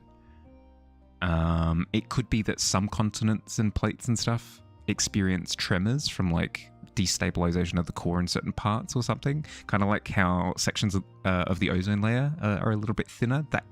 Those kind of phenomena. But I don't reckon you'd have earthquakes here. It would mess with too much stuff. Like the Duskwood Hollows wouldn't be able to exist with regular earthquakes, I think. Trashalanch would be a legit hazard. Yeah. You wouldn't be able to. You'd have to avoid riling up the bone collector. Yeah. The plates don't collide, so no earthquakes. Wild. Yeah. Exact. Right. Do the plates never drift? I'd say that they would, but don't forget that plate drift is like millimeters at a time or something. And the way that earthquakes happen is that it's a release of pressure. So you have like one plate up against another plate, and then if this plate is like grinding into that one for like 10 years or something, and then all of a sudden whatever friction is caused here like slips, that's the thing that causes the earthquake. But you don't really have that tension with plates moving, even if they bumped into each other or something, which I don't believe they do. I don't believe it would cause earthquake, and it's massive distances between plates as well. I don't think there would be a case of them bumping into each other. Stuff that holds the plates aloft could be unstable sometimes. That was my thought, is you could have some instabilities in different parts of Brink, but I think it would mess with too much geological stuff in Duskwood if Duskwood were to experience earthquakes. Law reason I don't want to. Yeah, basically. That's the wonderful thing, is that I can just straight up say that. In real life, but this is fantasy land and the plates are held aloft by magic, so I don't see a reason you couldn't jostle them every now and again. Oh, for sure. That's what I'm saying. Like, there could be other phenomena that lead to plate activity, but conventional earthquakes, no.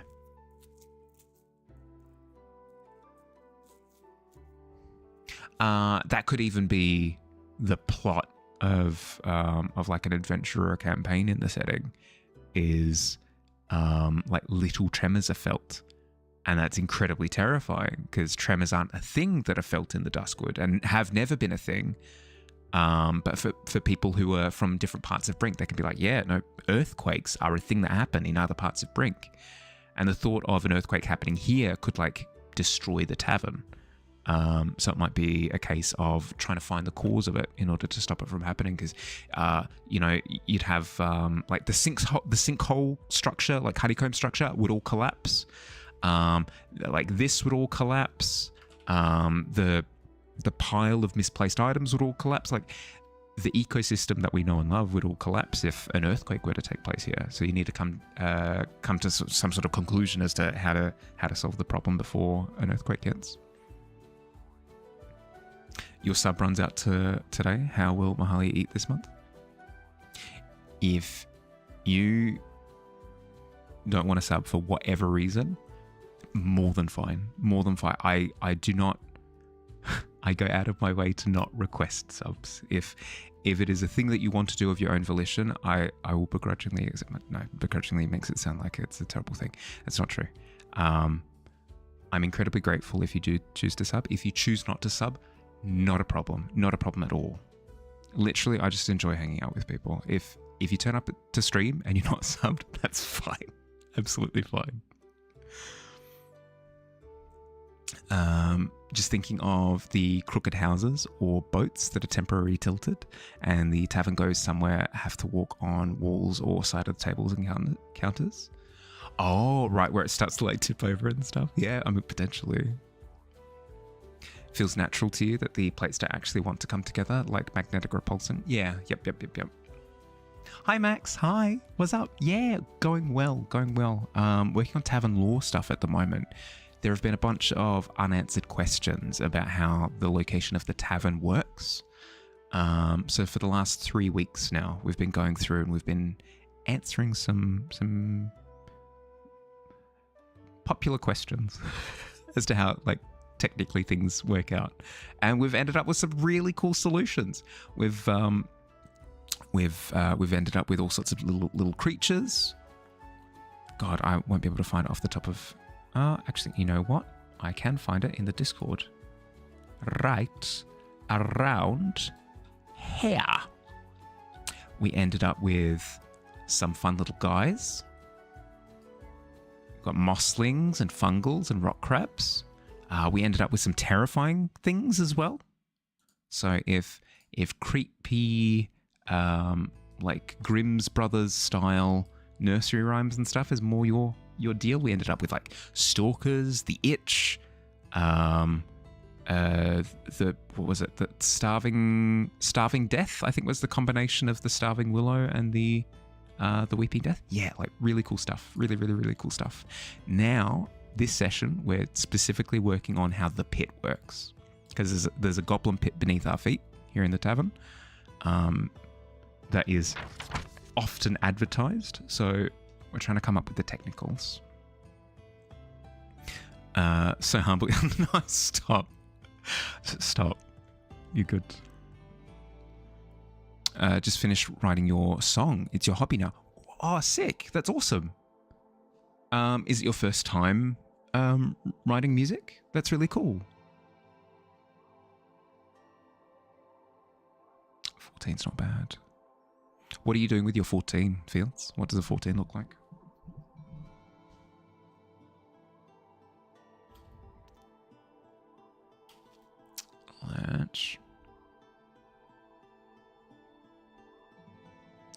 Yeah, I like this concept. So I'm going to lock this in for now. We can always readdress it at a later time if we feel like the structure doesn't work anymore. But I'm going to lock that in for now. What does the pit look like? Freaking done. We've done that one. How do you get to the pit? I feel like we've sorted that out, right? Actually, did we agree on that? The concept was that at some point someone cursed the floorboards of the tavern to randomly like either shift out of the way or get loose and like flip up and stuff. So if you're unlucky while walking around the tavern, sometimes you can just like step on a wrong floorboard if you're being careless. You have to be careful. Like if you're being careful, you're guaranteed to not end up in the pit. But the D20 that you roll is kind of like a carelessness roll, right? So if you roll below like a 5 or below, you're being especially careless. You step on a loose floorboard, it flips up, you fall down the gap below the tavern, fall down into the pit. You're rigging the game so you get entrance.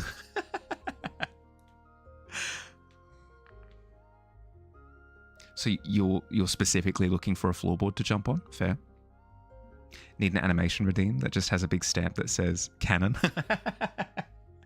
Make it so. Make it so. But yeah, I believe that's the way that you get to the pit in the traditional sense. And then we also spoke about the idea of miscellaneous things finding themselves in the pit from all around Brink by just being misplaced. The tavern misunderstanding the idea of like sentimentality, misrecognizing these items as being sentient things and transporting them to the tavern, but then it weirds out and then it ends up in the pit instead.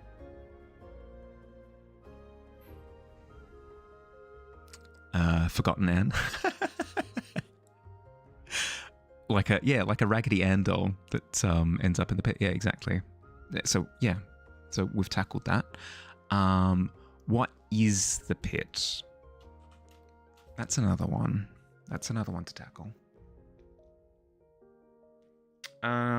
We've been very like philosophical about the nature of the pit and stuff already. Shall we skip over to who lives in the pit first? Because some people were throwing out a few ideas before. You gave perfumes as a gift for the first time. How'd it go? Success? So, who lives in the pit? Who lives in the pit? Pit goblins. Obviously. That's a good start. It's a game where objects that are forgotten gain sentience and get lost in a different dimension. Really? I've never heard of Forgotten Anne before. Would you be able to, sorry if your hands are full, but would you be able to shoot me through a link to Forgotten Anne? I've never heard of it before. Went great. 2 30ml bottles and 2 2ml bottles. Nice. 210. Right. Does the pit have to be known? The idea of it not really being well understood could be a thing. Yeah, no, I'm so happy with that. Yeah, no, let's do that. Let's do that. Question mark. I'll do that in green. Question mark. There we go. What's the function of the pit? Who knows? It just kind of is there. DM or right here? DM. That way I'll be able to keep track of it after stream because it gets a little bit lost in stream chat sometimes. Thank you. Pitlings? Pitlings? Okay, what's a pitling? Don't get me wrong, I love it. Is it maybe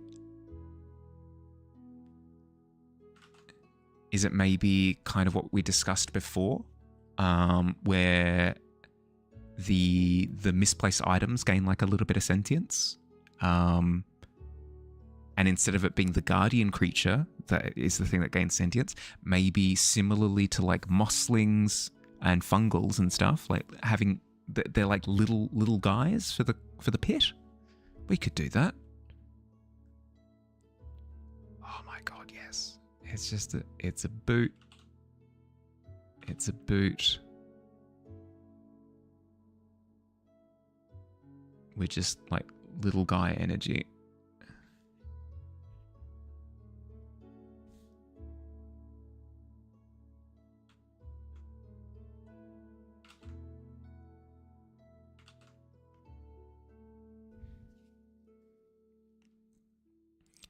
Food for the pit goblins. Tiny little pigs. Potentially, yeah.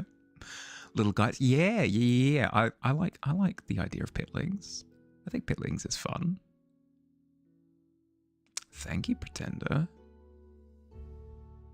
It's got like a little boot that's just a little guy now. Could totally have like a tankard.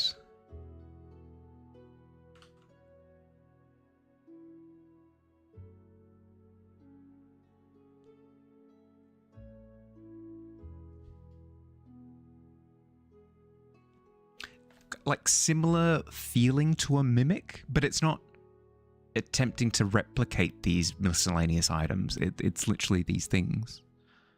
Similar to a hermit crabs, where they live in trash. Oh, okay.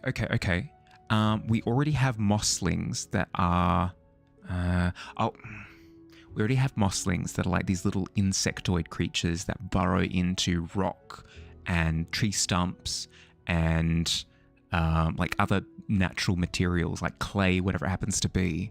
Maybe it's a variation on mosslings called pitlings, and it's that same type of creature, but they burrow into stuff.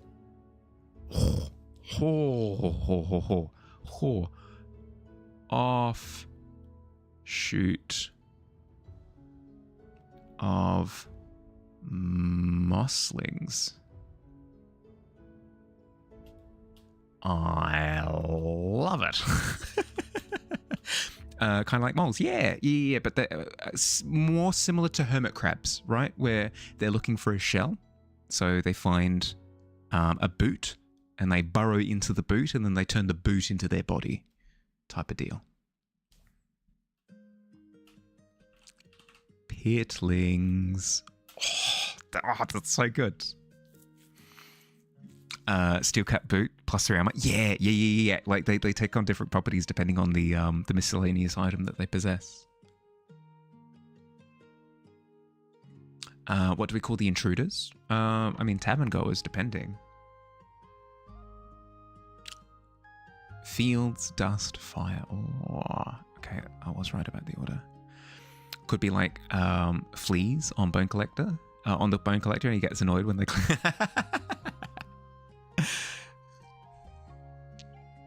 Yeah. Yep. Where the Bone Collector's just trying to sleep, and you've just got a tin can like clambering over the head of it. It's like, piss off.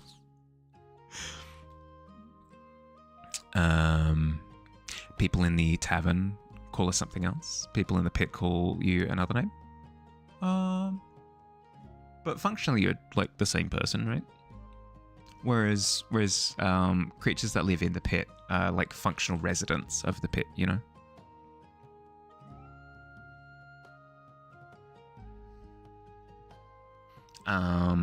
It's a good point. It's kind of tangential to this. People that live in the pit might refer to people up on the surface as like surface dwellers or something. A little bit cliche, but...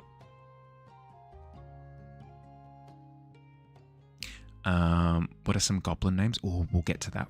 I reckon nail down like a couple more of the creatures that live in the pit, and then once we've tackled that, we can move on to goblin names. That'd be fun. Pit dwellers should give people that fall in a general name, the Fallers. That's fun. I like that.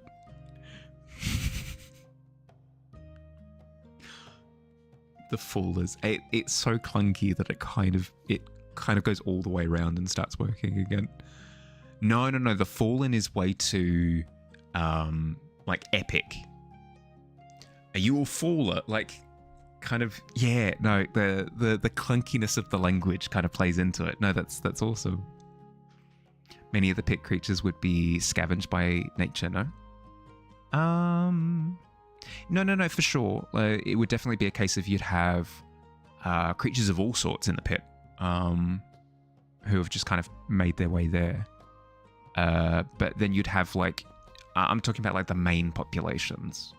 You'd have like big swaths of like, you'd have more pit goblins in the pit than you'd have humans, I guess. You are a fallen though. Your username in another app is Fallen Angel. Oh, there you go. Boom. Once you said it like a goblin, that's so good. Right?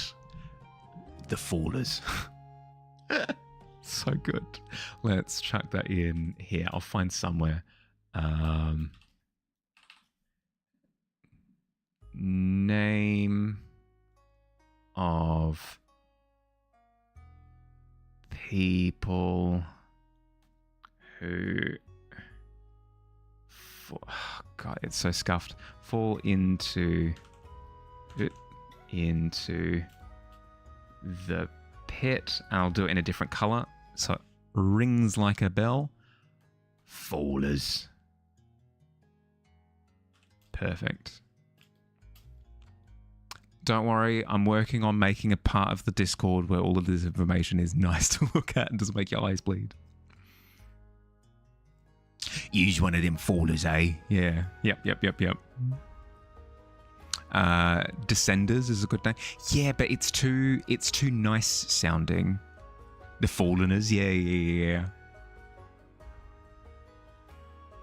Descenders is too nice sounding. It's too smooth. It needs to sound janky and weird.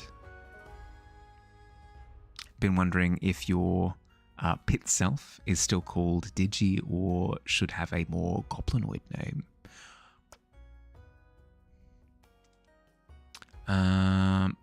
Alt, if you're still there, I know that Alt wants to live in the pit. But are rat folk common in the pit, or is it just a case of Alt as a rat folk just so happens to be one of the random races that lives in the pit?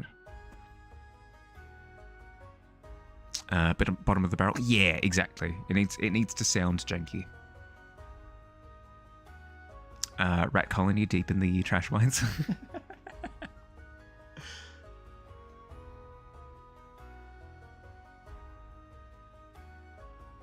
We can tentatively plug it in for now. I don't want to say it with my whole chest, given that the Rodent Isles is kind of Alt's little project at the moment, so I'd hate to snatch things. So tentatively put in rat folk.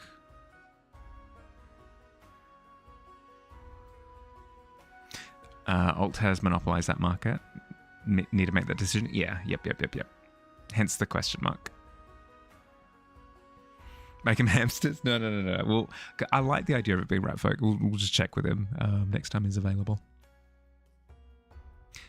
Pit goblins, pitlings, rat folk. One more. Hi. Welcome. What? Here. Come here. Yeah, if you want pets, you have to come here. Yeah, good. Hi.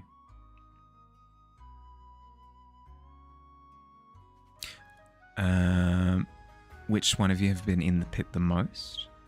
Probably Digi of his own volition. But just in terms of raw numbers, that would be tough.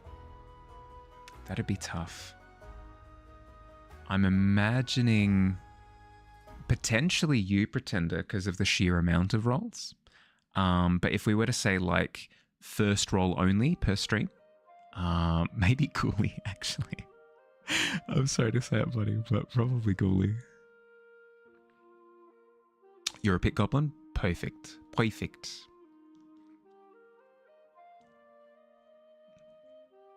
Ghouls? Hey, yeah, okay, sure.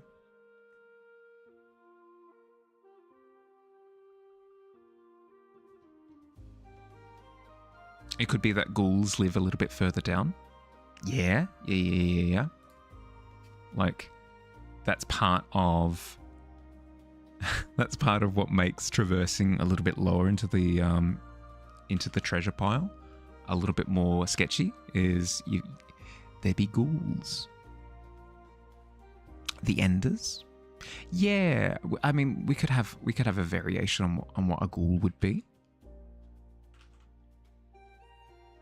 We could have a variation on ghouls, but I did promise pit goblin names, so let's switch over to that now. God, I have so many files. What layer is the Pit Gandhi temple on? You wouldn't want it so deep to where nobody traverses there, but you do want like a sense of we have to overcome the trial of approaching the Pit Gandhi temple. So maybe like a level 3 or something. Makes sense to me. There's a Pit Gandhi temple. Dust Dust is always Dust is always single-handedly built up the concept of pit gunning. It's been great. Okay. Goblin names. We know one goblin name. You didn't hear it from me, just because the Goblin King tends to get a little bit angry when it does get mentioned.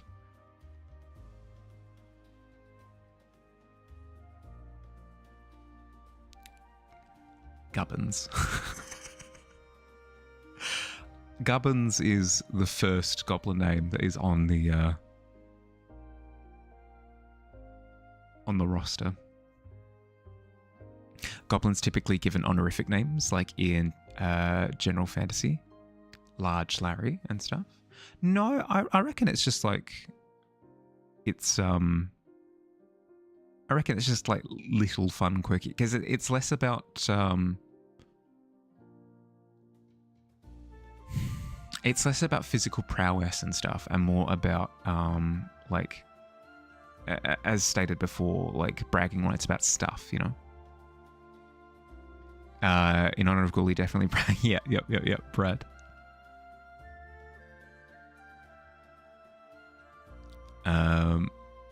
Goblin sounds like a fancy watch name.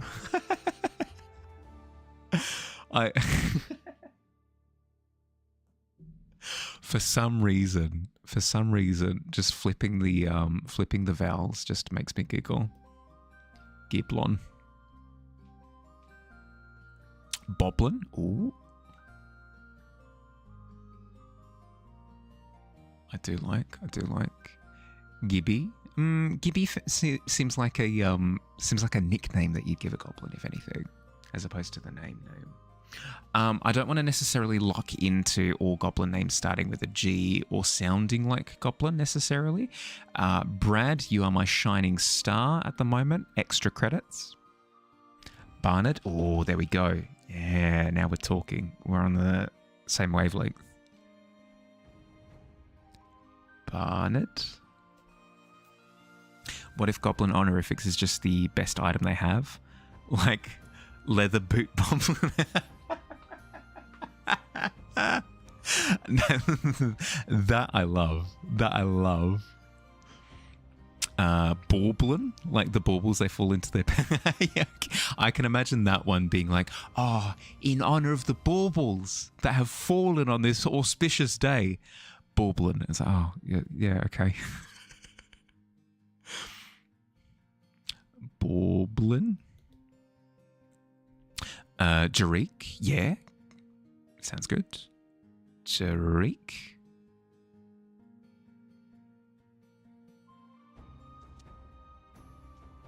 Jarik the Jerky Slab. Perfect.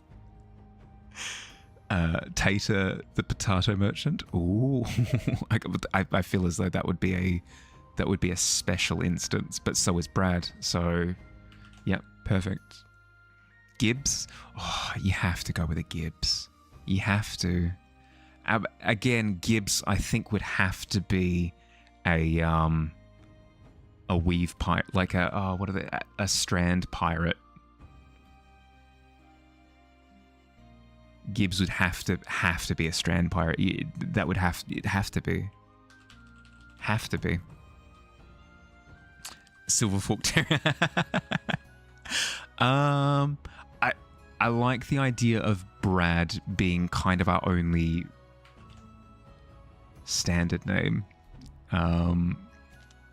because that way it elevates the comedy of Brad, you know. Merps. Oh, I like Merps.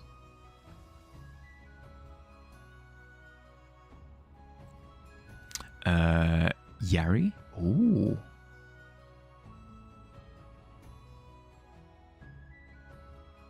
Sprums. Oh my god. Yes, Sprums.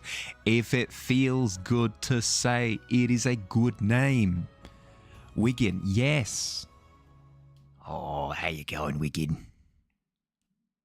Human name. No. Definitely not. Carpi? Carpi.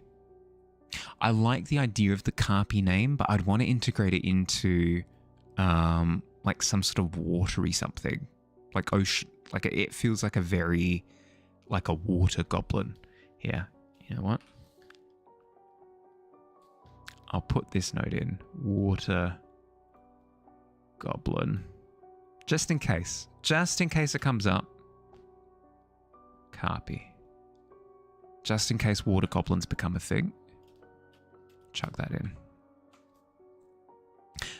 Quillard. The goblin heard about Quill and wanted his name to... Perfect. It absolutely fits the spirit. Quillard. Mahali.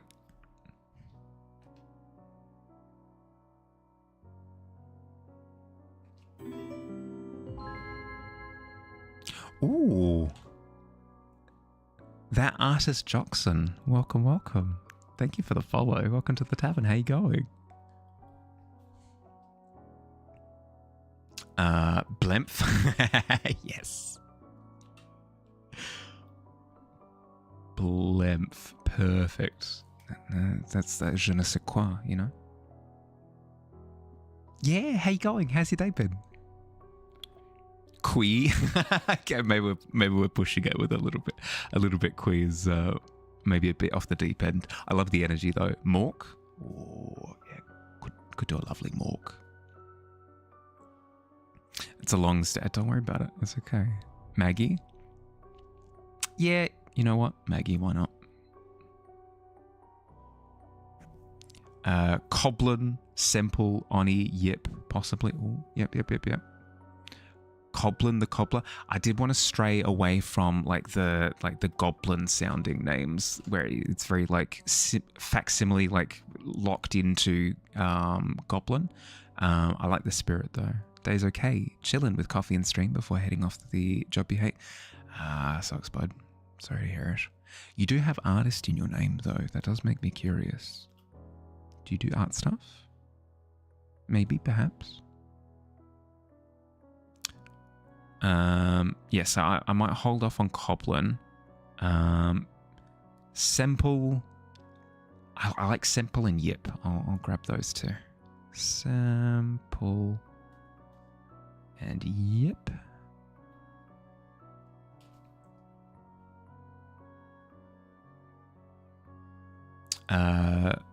Friends with Leatherboot. Pluck. Ooh. I'm not sure. You win, okay? You've provided a name that you've befuddled me with. I'm sorry. No artist in your name is just for sure.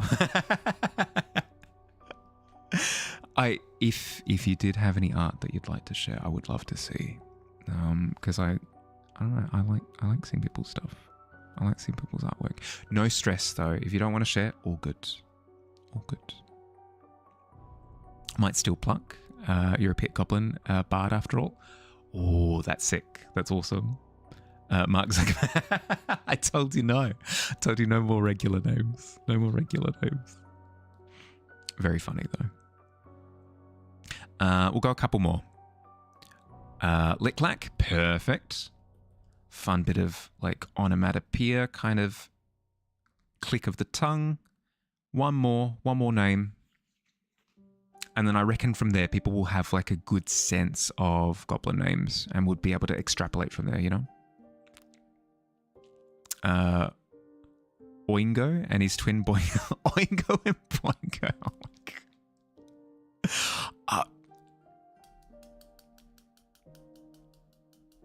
Okay, I have to. I have Oingo and Boingo is actually incredible. Oingo and Boingo, boom. Boom. Okay, we have our names. 1, 2, 3, 4, 5, 6, 7, 8, 9, 10, 11, 12, 13, 14, 15, 16, 17, 18, 19, 20, 21, 22. We've got 22 goblin names. Hell yeah. And then a water goblin name as well. I reckon that's a really good start. Oh god, we did another one that wasn't on the list, didn't we? Frick. Who lives in the pit? Yeah, okay, we've done that. Including goblin names, we can kind of chuck it into there. How many layers? We've kind of sorted that out. What do goblins value? Yep. How do you leave? Yep. Do goblins, what do the denizens of the pit pay taxes to the pit king? I don't think so, right? Because the pit king just, maybe the pit king just like gets first dibs on like looking through the pile each day. So it's not that he necessarily gets first dibs on the coolest thing. It's just he gets the first opportunity to look for the coolest thing in the pile of treasure. First thought I was asking for overall name for the goblins in the pit, which is why he suggested baublins. I'd realized, oh no, I meant for like actual goblin names, just to give people like an idea of what a goblin name would be. Where do the taxes go to? What do they fund? Yeah, no taxes. No taxes. No. It's anarchy.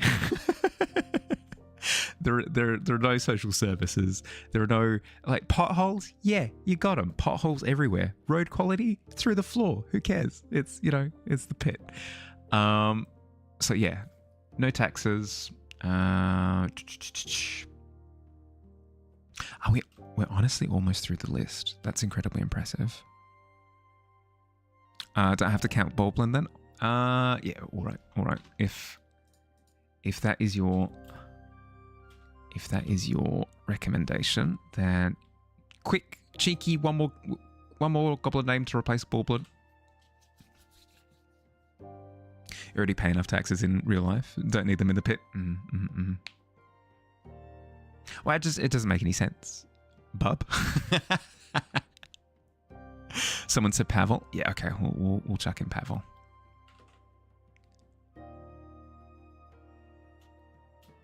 Perfect. You do like Bub? Easy done. Bubs? Nah, I like Bub. I like Bub specifically. Easy done. Easy done. Okay,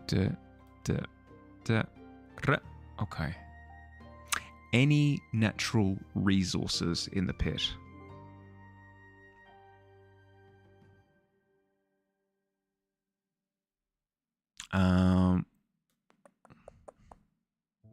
Valuable pit things. We've got potatoes, alchemical fungus, dirt. Yep. Treasure, rare creatures, maybe. Yeah, like this might actually require the text talk because of what I intend to type. Adventurers travel to the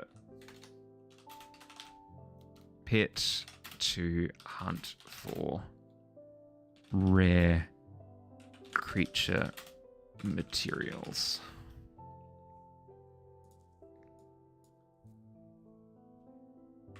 Where do chocolate coins come from?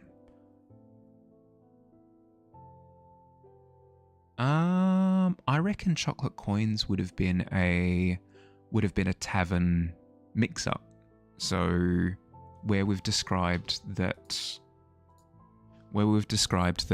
things can get kind of caught up in translation for entry into the tavern. Because the way that the tavern works is, if you're feeling lost, you're wanting people to hang out with, you're wanting a place to go and be creative, you can just kind of find yourself in the tavern by like walking behind a hedge, or walking between some boxes, or stepping into a wardrobe, or falling through a manhole, or whatever it happens to be. You end up in the tavern. And the tavern can sometimes make mistakes where if something gets abandoned, the sentiment kind of, or like lost or something, the sentiment kind of lingers with the object. The object ends up at the tavern, but it's not a person. So the tavern kind of deposits it into the pit. So I'd imagine that it was a case of that with the chocolate coins. Am I left-handed? No. It's what's he? The camera flip, camera 10, mirroring. Bone collector's nail clipping. Ugh. Makes it sound like falling into a manhole is a common thing. Oh, for sure. No, it happens all the time. People roll like a 2 on their carelessness roll walking down the street. Bone collector solves the issue of disease from corpses. Yep.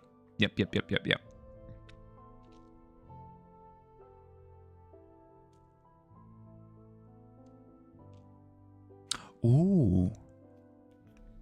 What do we reckon? Would we say that, like, burial rites, it's kind of like an honor to be... It's a bit grim, but, like, collected by the bone collector?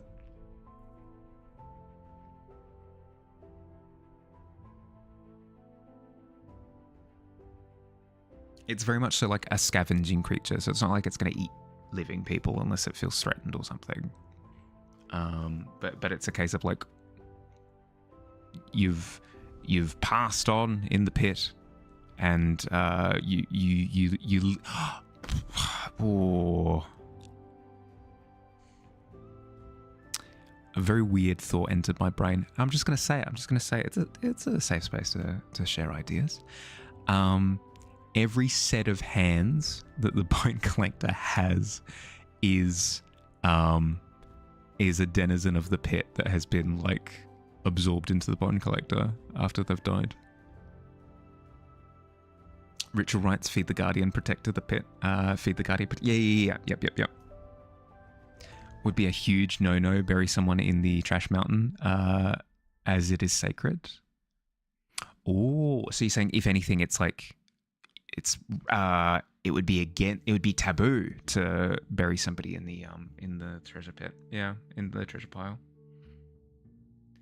What came first, pit society or the tavern?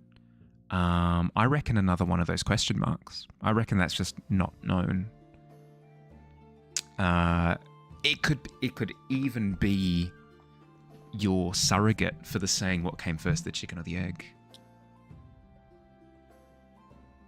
Would just be part of the course for Lives of the Goblin Pits, the pit goblins. Yeah, that was my thought. Is like it makes sense. I don't think buried in the treasure pile. I think offered up to the bone collector specifically. Pit as a society wouldn't waste not even bodies. Yeah, that's my thought. Yeah, is that it's a way of, like, you know how it's a grim version, but you know how clownfish rub themselves up against the sea anemone that they live in to kind of familiarize themselves with like the sting of the thing. It's like a similar degree of symbiosis, right? Where the denizens of the pit offer themselves up to the bone collector when it's their time, and the bone collector protects them. Symbiotic relationship. What came first, the pit or the peak? Again, if anything, it's a parallel journey. The journey to the formation of the pit and the journey to the formation of the peak, you know? It's kind of beautiful, actually, that the pit was formed in its own processes and the mountain was formed in its own processes. And where they're not necessarily related, they developed, you know, at a similar pace. Burying instead of offering would be very taboo. Disrespected. Yeah, yep. Because it's kind of like calling yourself treasure, and it's very big ego, you know? If anything, it could be the Pit King is the only goblin who's allowed to be buried in the treasure. Oh. Bone collector making the trip to the mouth of the pit to release the souls upwards. That could be part of the story, yeah. You're just making it a saying. Fair enough. Now I really just want to draw the pit. Just like a view from the top. Give me a sec. Give me a second.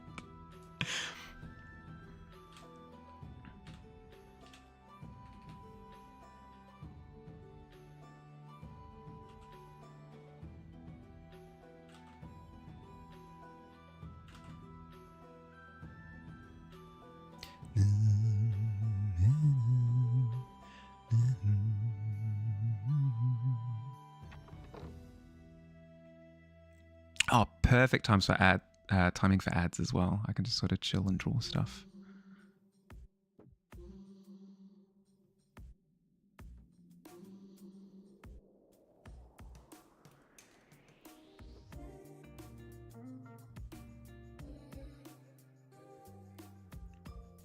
Not a genuine inquiry. No, you're good. You're good. All good.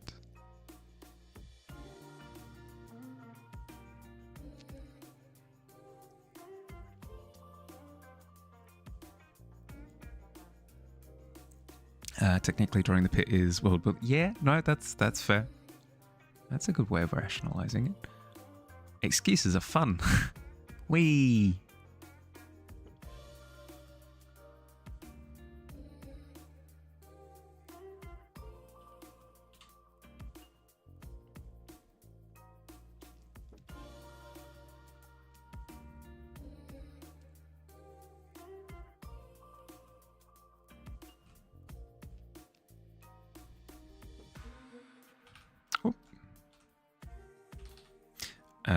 You'll drink to that? Hell yeah.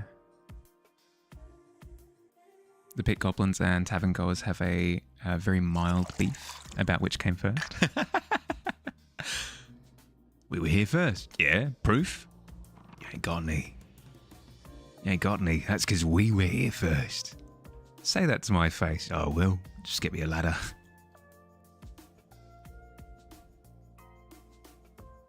Hi.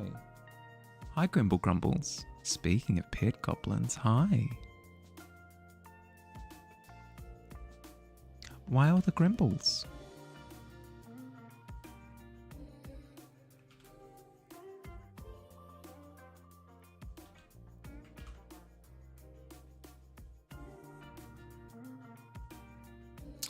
Try the wine. Okay, I will try the wine, actually. That sounds good. Okay, I'll slide a glass over to you.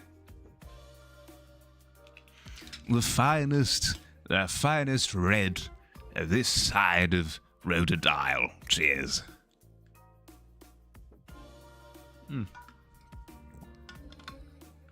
Hi, Brill. Hi. I know. I'm doing the streaming thing again. I know. It means I'm not hanging out with you. I'm sorry.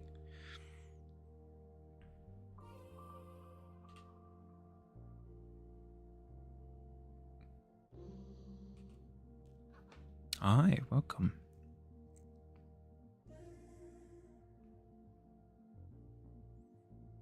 So this is what I'm imagining the entrance to the pit kinda looks like. Hi, yeah, there you go. Too much, but you're envisioning from looking at this as a hole in the innards of a giant rock animal buried in the earth? No. So the idea is that the watery section underneath the tavern, so here, kind of lines up with the section underneath the tavern. So you kind of need some sort of border to keep all the water from rushing in to the into the inside of the pit. So I'm imagining it's sequestered by this rock border. Is my thought. First thing that comes to mind.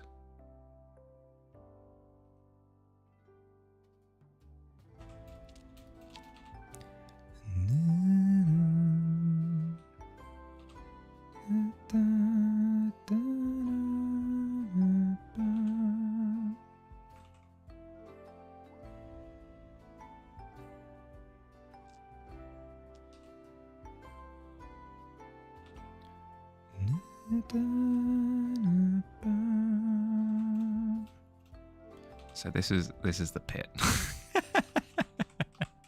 It's just that easy. It's just that easy. So that's the entrance. I I'll quickly jump over to another file just to draw the view from underneath, I guess. It would have to be... It would have to be a ridiculous angle, I think.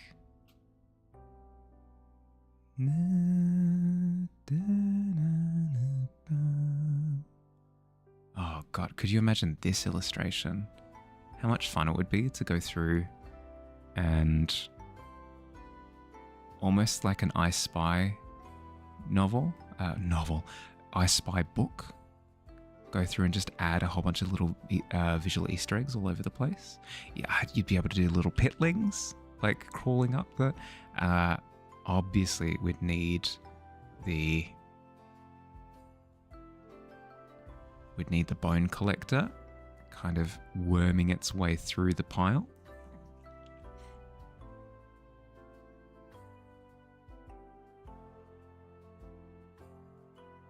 Something like that. Then we'd have a corkscrew of earth, right?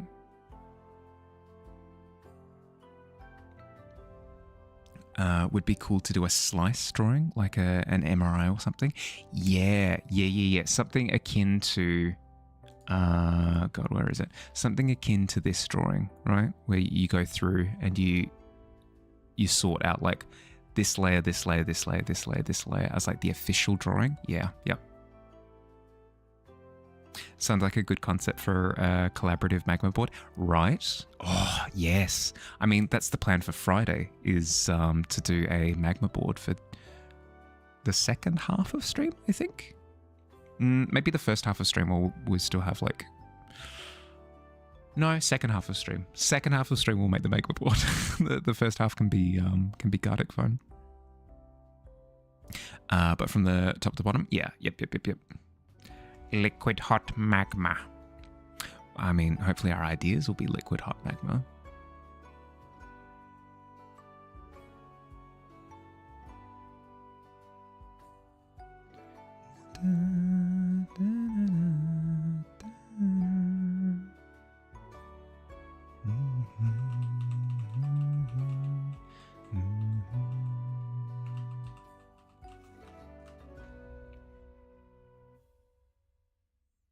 It would almost be like that, and then you wouldn't be able to see the top. Yeah, it's an odd angle, isn't it? How'd you do it? Because in theory, you've got this spiral shape happening.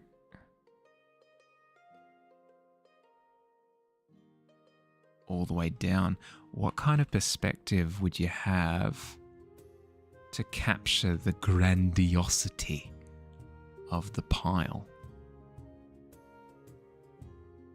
You might need to be standing here, looking up. Or, no, you could maybe be standing here and looking up. You wouldn't be able to see the bounds of it. You would only really be able to see pile, bone collector, and hole in the ceiling. But I think that works. You'd also be able to see like a little bit of the background stuff. You wouldn't be able to see what's going on here, or here, though. You wouldn't be able to see that it's a spiral going around. It would kind of have to be implied. That's a fun image, though. 1 million files. 1 billion Clip Studio Paint files.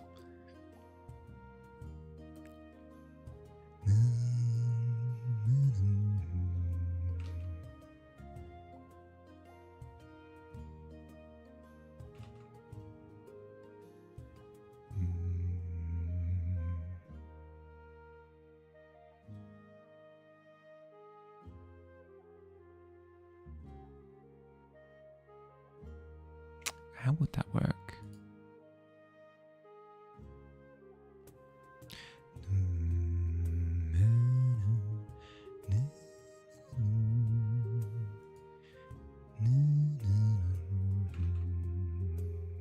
It would be a similar angle to the Frick, where we're readdressing it, aren't we? It'd be a similar angle to the volcano dragon that I painted the other month.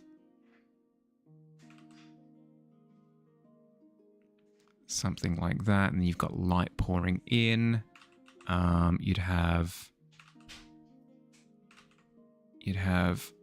layers of the corkscrew behind, like this.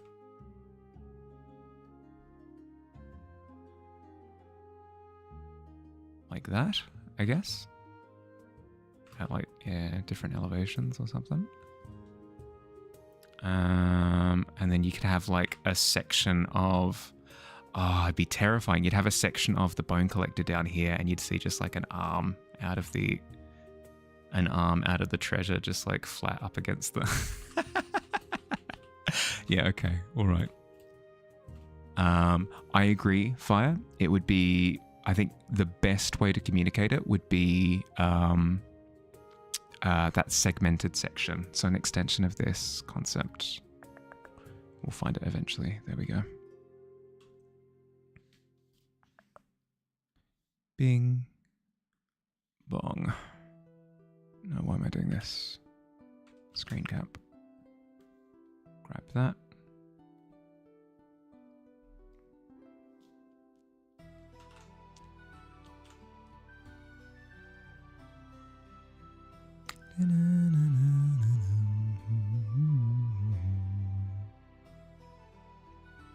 You guys are insane, by the way. I went into the stream today thinking like, oh god, there's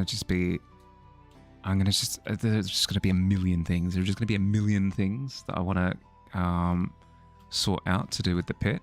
And we've tackled them all with time to spare. Literally, look at this list. And this doesn't, yes. This doesn't even encapsulate everything that we've covered. Any large kingdoms that have been mentioned so far? Not so far, no. The first few sessions have just kind of been about fleshing out the immediates. Nothing too far away. You unironically love the pit. It gets better and better. Yes, yes, that's the goal. If we've achieved that, then glorious. Okay, let's drop the opacity on that a little bit.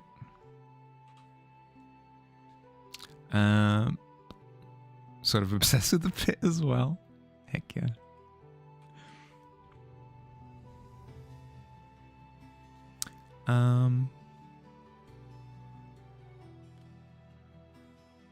Join me for chill vibes. Join me for chill vibes while I just do like a little bit of exploring of wrong layer. Of the wrong layer. Join me for chill vibes while I just kind of explore this cross-section idea. I've run into the same problem as the previous two streams where my brain is just kind of cooked after we've gone through so much. So just slowing down a little bit and taking on some more chill ideas will help my brain relax a little bit.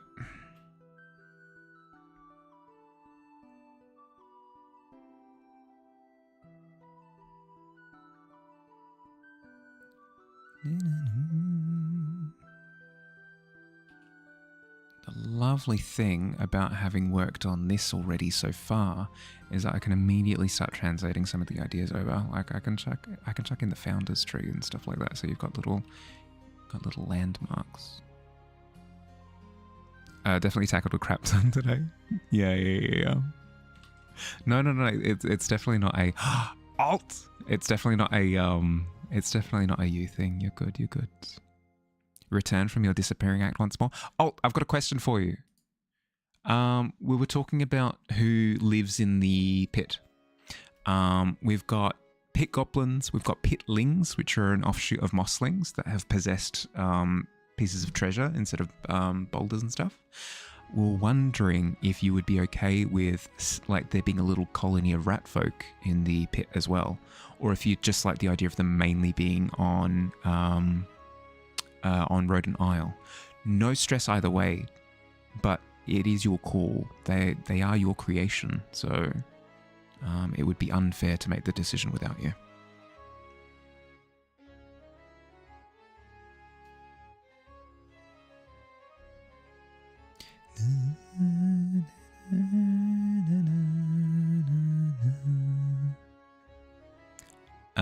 If I said anything for the last 2 minutes, oh god, okay. I'll say it again.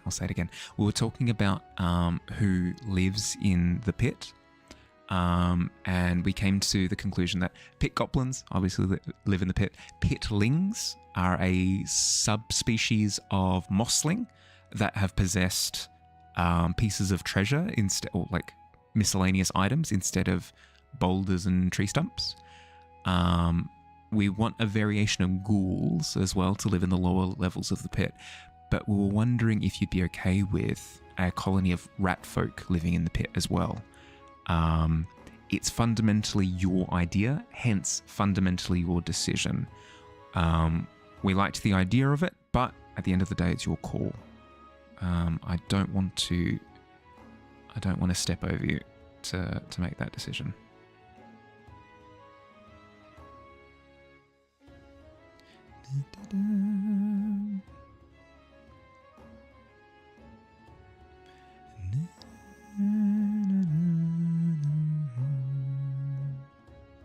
Okay, we've got a water level here.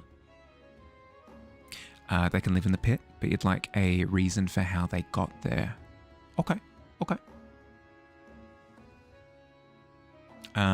Is it a reason that you'd like to spitball now, or do you want to talk about it in secret? Because maybe spoilers for the setting that you've got in mind. Pirates, of course. Pirate ratlings? Yeah, potentially, yeah. If no rat, then ant people or something? Yeah, could be. I mean, it makes sense with some of the imagery, right? Very ant colony.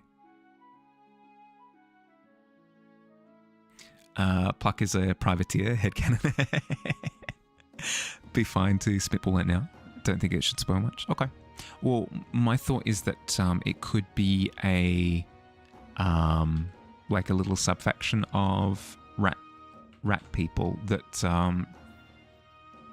rat folk that have detached themselves from the goings on of Rodent Isle because of like the political turmoil that's happening there. Like defectors basically who have sought freedom elsewhere. Maybe it's a case of one of the rat folk found themselves in the tavern and they're like, oh sweet, it's free real estate. But it's not free real estate because the tavern's there. So the tavern keeper has essentially been like, you can't live here unless you're paying patrons of the tavern. You live upstairs in the rooms, but you can ask downstairs. You can ask to join the pit kingdom, see if the Goblin King is cool with that, and then maybe they've brokered a deal there. Maybe they brought over a ton of cool stuff from Rat Isle and have established it in the pit now. Free real estate, yeah, yep.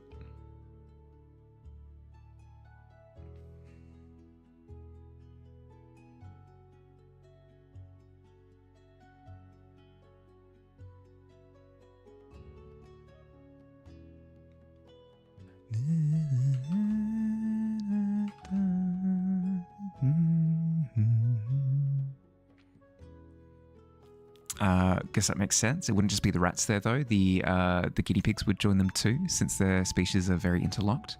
Yeah, easy done. Cool. Lock it in then. And it wouldn't be like all of the rat folk, all of the guinea pig folk. It would be, as I said, like defectors, right? Where they're looking for an alternative.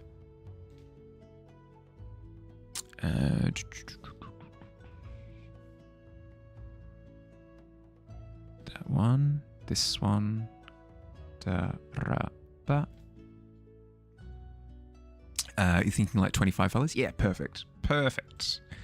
Rat folk plus guinea pig folk.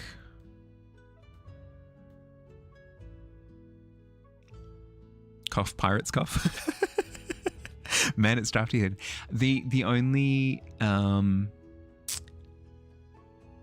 hesitation that I would have would be like there's not much degree of piracy that can take place down in the pit. If anything, it could be that they're interested in mining. So maybe the pit goblins have no interest in mining the area whatsoever, but maybe the rat folk have seen like an opportunity where like, okay, like the mining industry in this effective mine isn't really being explored, so maybe we can.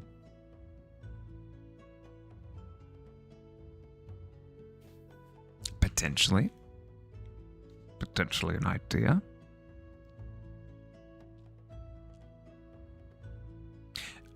Pit could be home to some pirates like Tortuga, just spitballing.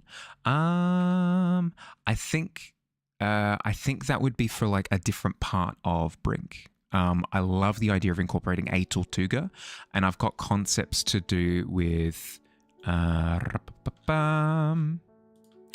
I've got concepts rattling around in my head to do with Tempest here.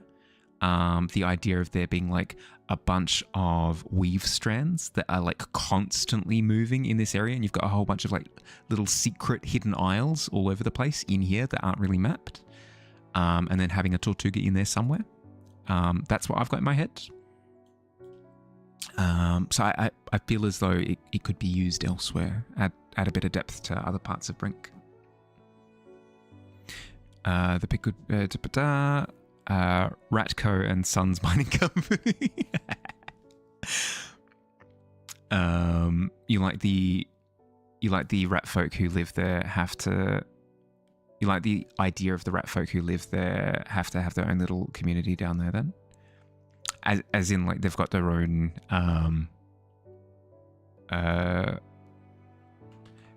what is your intention?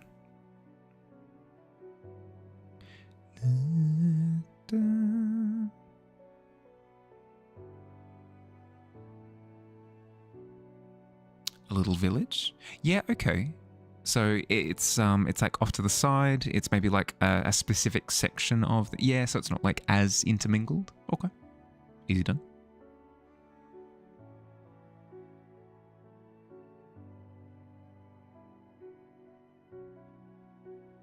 The rat warren. Yeah. Yep.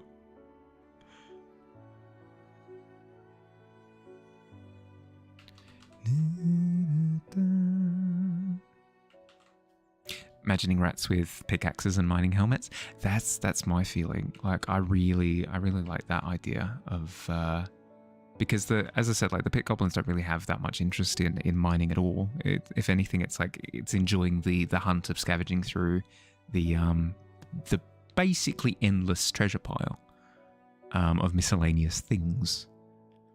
I like the idea of like someone coming in where there is the rat folk. It doesn't necessarily need to be the rat folk and the guinea pig folk. It could be like another faction entirely that sets up a little mining station.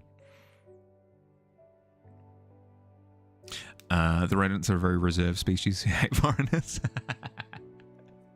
Fair enough.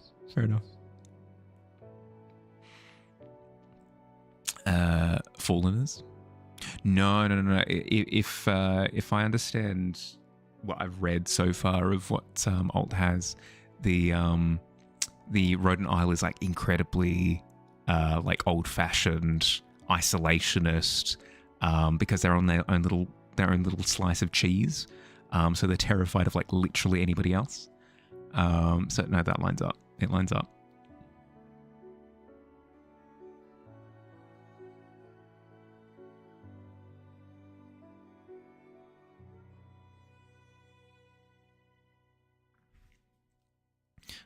Okay. So then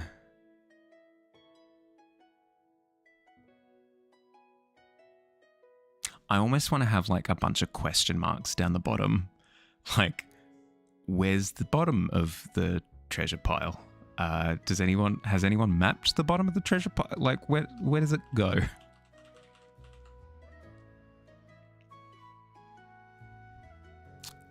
Got a rat in my trash, got a goblin on my mind. Well, yeah, no, exactly.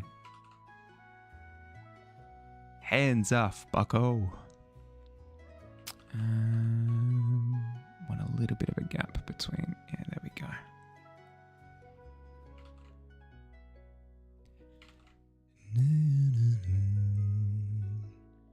First round of Mossling concept exploration. Oh, yes, please. Ooh. Okay. So like little bugs in there. Ah, so they've like adopted bug form even when they've possessed. Yeah, okay. So like the creature itself looks almost like a stick insect type deal. And it kind of puts... It like burrows into rock and then extends some of its little insecty bits out the top. Yeah, okay. That's really cool. And they kind of emulate some of the like different insect types. Grasshopper, acorn wingshade. Oh, that's sick. That's awesome. Yeah, I like this because it separates them from the rock crabs a little bit more. Yeah. And then it means that pitlings could have like their own aesthetic completely, where they are technically this kind of creature underneath, but they don't have an insect like aesthetic to them because they're like a boot, for example.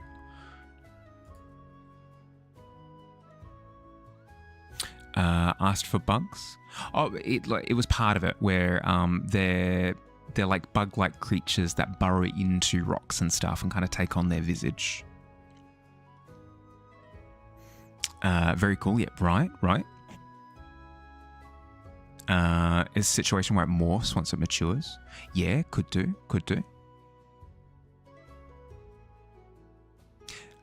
This is the biologist in you, but you feel like there would be an organism that has adapted to the rot at the bottom and slowly digests the trash. So that's why it never reaches the top, but the byproduct is akin to CO2 and causes people to pass out, so it's super risky. And no one is really seen or touched the bottom. Ah, okay, so like a miasma down the... Yeah, okay, I can... Yep, there we go. I like that. Do you mind if I just grab that snippet and plug it in right up the top? Is not where I meant for it to go. That's okay. Right there. And then just add like a little...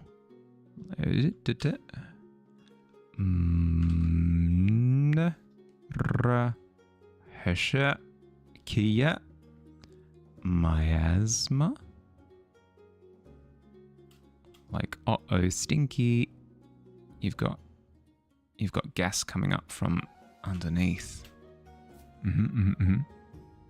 Wanted to make sure they are distinct from rock crabs. Yeah, no, good call. Hi, Model. How you going? Welcome back. Did you win? Did you win at car soccer sport, flying through the air, kick the ball?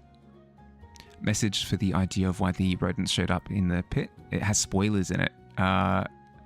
Just need to know if that works for me. Yeah, I'll shoot through a response after this. So concept-wise, not aesthetically. No. As I said, like it can totally work. It can totally work aesthetically as well, because as you said, like it makes the visual distinction between the two. The only problem that I see is that we wouldn't be able to adopt the tree stump mosslings then if they're all like bug-shaped. Time for you to head to bed. Been a lovely lore-filled night, both on and off stream. Oh, incredible. Sleep well, bud. You won a few games, but got off the game for a short while. No need to explain. I get you. I got you. No, you're good. I hope it went well. I'll look through it later.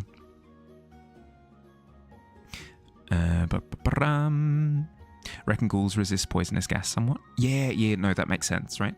Is that they kind of, if anything, they're kind of part of that ecosystem down the bottom. Can totally do that one too. Don't worry. Oh, okay. No, I'll put it in your hands. You got this. I trust you.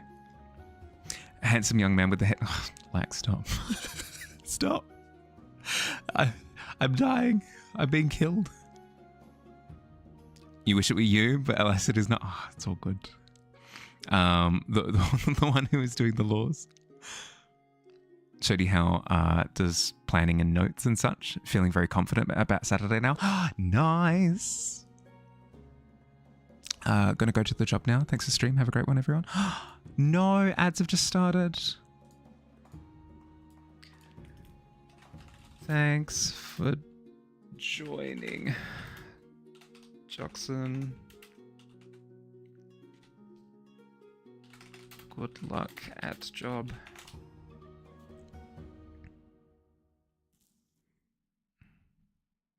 Hair does look. Oh, thank you. I appreciate it. Hopefully you nerding out across the hall didn't wake Pixie up too much. Time for you to get some sleep. Have a good one, bud. Rest up. If I don't speak to you before Saturday, I'm sure I will. If I don't speak to you before Saturday, good luck for Saturday. Taking out the trash, but you'll be back in a bit. No stress. No stress. But yeah, fire idea. I love that. Yeah, well, I'll think of concepts for some sort of like either microbiological or macrobiological creature that could chomp away at the treasure underneath. Night, bud. Rest up. No, that's awesome. Yeah, makes sense. Yeah, because then it means that even if it is like a massive pile of treasure, you still run the risk of like it'll eventually reach the top. But if there's that logic, then it always keeps it in check, so to speak.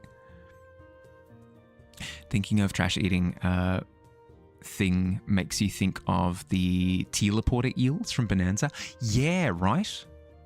Something like, which is why I'm thinking that it doesn't necessarily need to be like microbiological. Because I feel as though a little bit more fun could be had with a bit of creature design. You're the old lady at the tavern who believes in science conspiracies. True. Yeah, no, correct. And doing your job excellently, might I add. Now, if this is a slice, how would this work? You'd have a section here. Section here, and the two would kind of connect like so.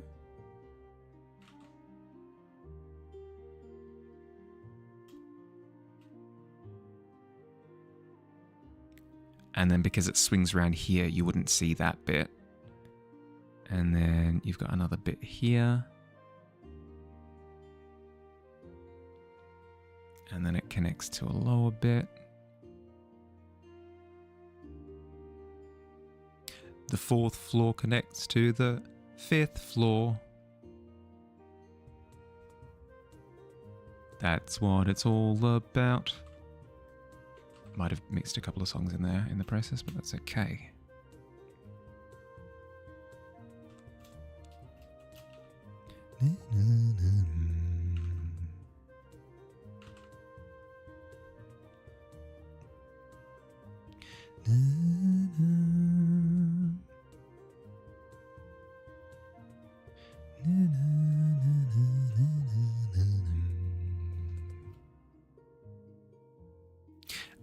Didn't hear this from you, but when does equation for force you can use E equals mc squared? You didn't hear this from me, but when does equations for force you can use as in another science law drop? No, fair. No, I'm picking up what you're putting down now. Sorry, my bad. Yeah, no, you're good. No, you're good. I figured it out. You're good. I did the maths. I did the science.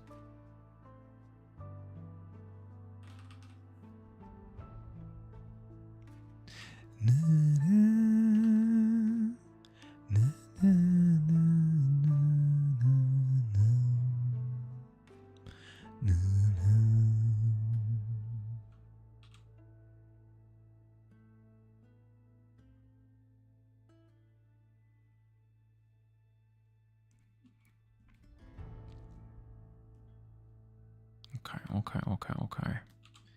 This bit here.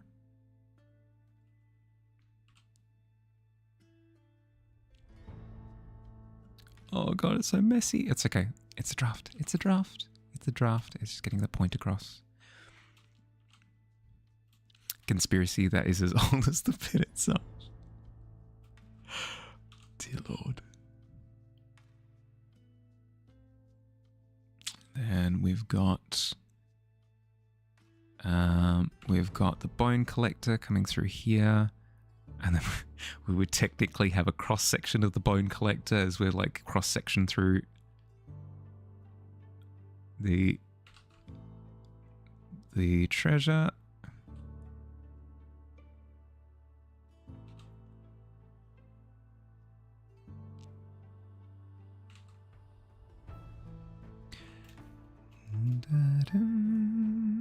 When you drop a wider object, it falls faster than a thinner object, even though they weigh the same.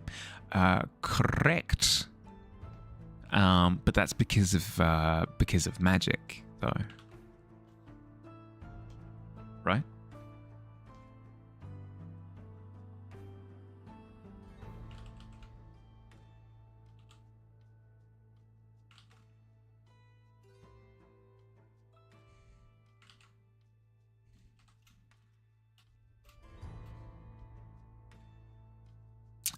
Is the bone collector just a pub crawl bus? I suppose in a way, if you wanted to do like a pub crawl through the pubs, like the little pubs that exist down in the pit, yeah, I suppose.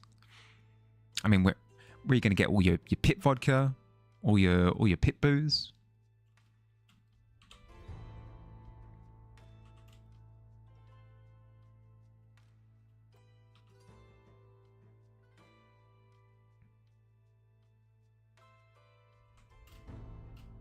And then down there is death. It's just death. It's poison. What are you doing? Get out of there. Question marks? What's going on?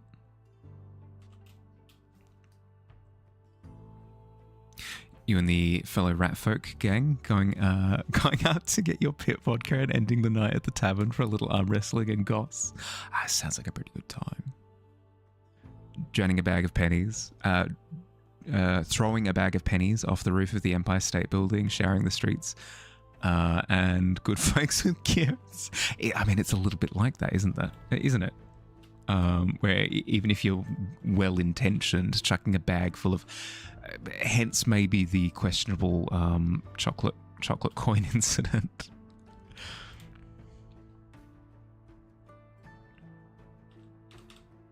Okay, we've got a hollow bit here. And then off to the side, there could be a little graphic that explains how the cursed floorboards work. Yeah.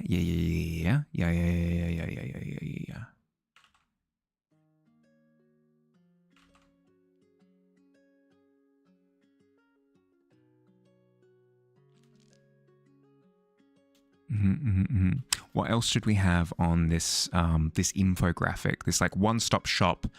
If you're curious about how the pit works, what's the pit? What does it look like? What it do? What else are we adding to this graphic?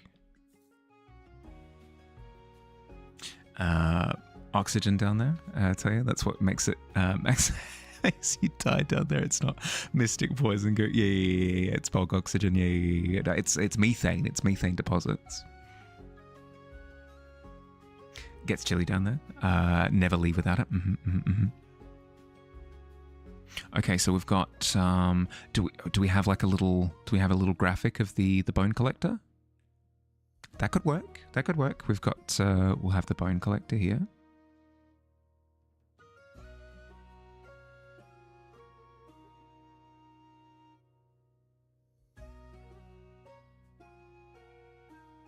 With all of its handy dandy appendages sticking out the side.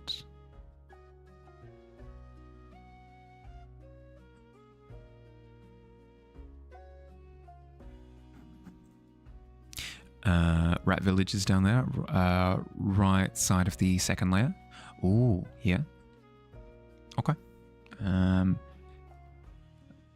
Rats.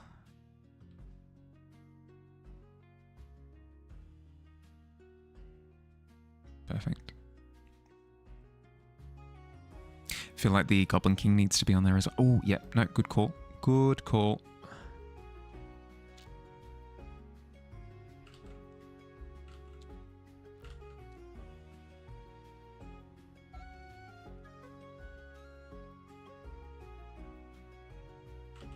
Good call.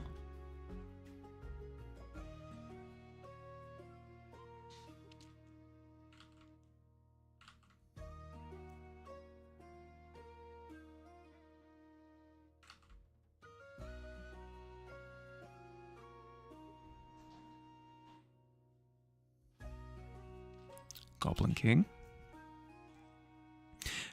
Fire lives in the pit too, so their house should also be marked. Yeah, I don't think this is necessarily like a map of the pit per se. That could be something separate. This is more to explain in one look, in one image. This is what the pit is. This is where it is. This is the kind of thing that lives there. Like here's how you get there. Blah blah blah blah blah blah blah.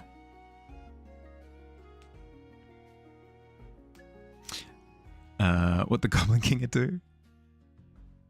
Yeah, no, that's a good point. What does the Goblin King do? I think the Goblin King is just like is mostly a ceremonial role, and just kind of gets some of the best stuff. Makes like big macro decisions for the denizens of the pit, but mostly just kind of like gets to keep all the cool stuff that he finds.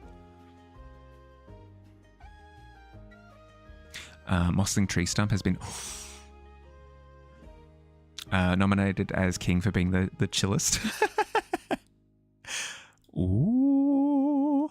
Oh, yes. Yes. The Tree Stump Mossling. Yes. That's so good. That's so good. No, I love it. It's perfect. That's actually incredible. It's like an escalation of stick insects where they use like biomimicry in order to pretend that they're sticks, right? You've got mosslings that are like the next step up where they're pretending to be rocks, pretending to be tree stumps because they're kind of made out of them. That's awesome. I love that so much. Easy peasy. Yeah, no, easy done. Incredibly honoured to be tolerated by the rats. You'll treasure that privilege. Heck yeah. Imagine finding out that your sword is a bug. Magic item concept is a mossling that's turned into a sword. Hell yeah. It could be a system similarly to something in Delicious in Dungeon. I won't go into specifics just in case you haven't watched the series. Like a network of mosslings to make up the sword. That'd be pretty cool.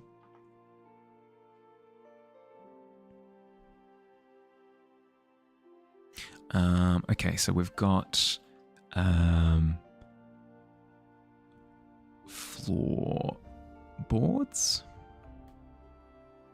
We've got bone collector, pit king. I'm probably going to make this my entry for Pittober, is a finalized graphic of this little cutout. I think that works splendificiously. Perfect. I don't regret a thing. Spoil the series count? No, I truly I dislike spoilers. So I wouldn't be so rude as to do it myself. You're not super settled. You were thinking human, but someone suggested that because you're a crafter, you could be a gnome. Need to flesh out your character a little bit more. Don't think, by the way, that because you live in the pit, you have to be goblin, or you have to be rat folk, or you have to be ghoul, or you have to be because of the nature of the tavern, it's a nexus point, right? So you can be from literally anywhere in Brink. If you like the idea of being a gnome and you live in the pit, let it be done. No limitations. You heard pretending? Yeah, I've secret lore drop. Secret squirreling of pretender into the lore.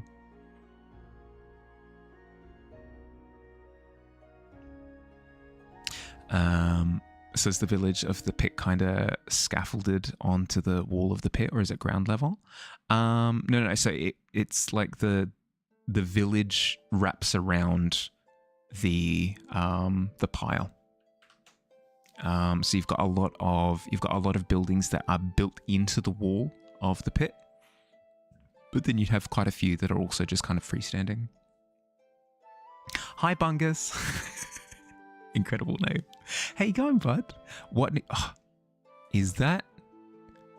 Is that Carl from Jimmy Neutron? We literally made a Brain Blast reference before. Perfect timing. How you going, Bungus? How's your day been? Welcome back, Billy. Billy, we've gone through and answered so many freaking questions to do with the pit. Again, I need to get the lore section of the Discord off the ground so I can have this all typed up incredibly nicely, immaculately in that lore section. But these questions have been answered so that when I do go through and type it up, I will have them to be able to type them into that section. But more importantly, later this month, after I've finished I might even have to put this illustration on pause to be able to get this done for Pittober. I'd like to get this infographic done for Pittober so that if anybody asks, what's the pit, where's the pit, how does the pit function, I can shoot them over this image, or send them to the image, and it'll immediately tell them like all of the important stuff. Not bad. What about me? Yeah, good. Stressed. I'm stressed a little bit. I've got a convention coming up on the weekend that I'm putting a costume together for, and it's a new experience for me, so it's been stressful. I'm also hosting a friend at my place for the next week, so also a little bit stressed about that. But otherwise, can't complain.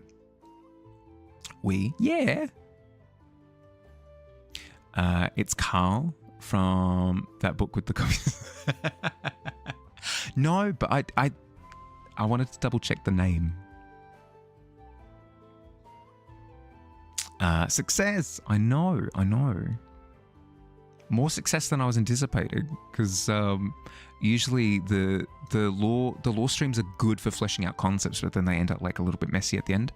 The idea of putting this infographic together is like perfect. Like the idea of this infographic being like taped to the tavern wall. Yeah. Yep. Literally, so that if anybody new comes in, they'll be like, people keep making reference to the pit. What are you talking about? And then it cuts to me. It cuts to me just slapping the wall like, see this here on the wall? It's this. We're talking about this. This here on the wall, this infographic. Read this. Easy peasy. All you need. Finally finished the mandala. Gonna look where you block it. Yeah, no stress. All good. Congratulations on finishing it, by the way. I'd love to see a picture if you're happy to send one. It doesn't have to be now. Whenever. Karl Marx from Jimbo Neutron. My favorite. But yeah, no, it's all coming together. It's all coming together super nicely to the point where, yeah, as I was saying, if anybody has any questions, it's like, okay, well, what are we talking about? We're talking about a tavern, right? Where is this tavern? What does it look like? I can be like, this looks like this. It's situated here. What's this pit that we keep talking about? It's this here. It's the thing that lives underneath the tavern. Just super clean. Needing more of these kinds of things, so that as the lore becomes more and more complex, we can just like quickly get people up to speed. You called it and everything to the pit with you. What's the tavern? Oh, no, you've caught me at a wrong time. Caught me at a wrong time to explain it. My brain is officially jelly. But in terms of asking people questions, what would we put up in this top left corner? So we've got the floorboards, how they work, how they're cursed, and they if you're not careful, they like flip up and move out of the way and stuff, and you fall down. We've got the bone collector, which is the creature that lives within the treasure pile of miscellaneous lost items. We've got the pit king. Is there another like key concept that we should communicate that needs its own little dedicated quadrant?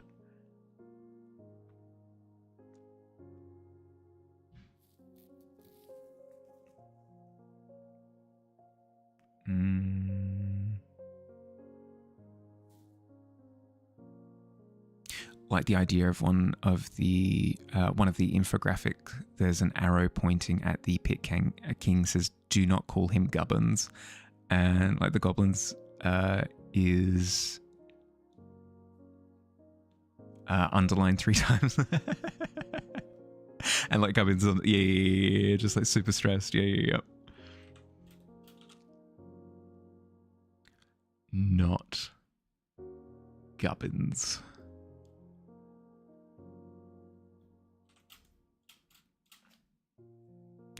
The relationship between the tavern and the pit. Are they chill? Do they communicate?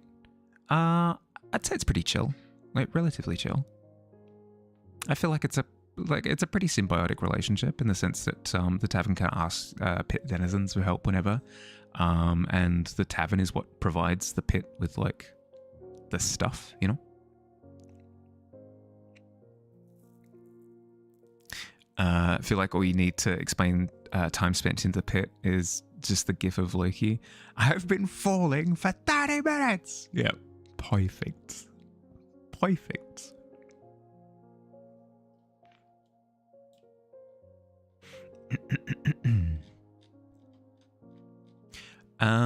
Bungus, if you're with us. Bungus, if you're in the room with us right now, if you can hear me, oh great spirit. Are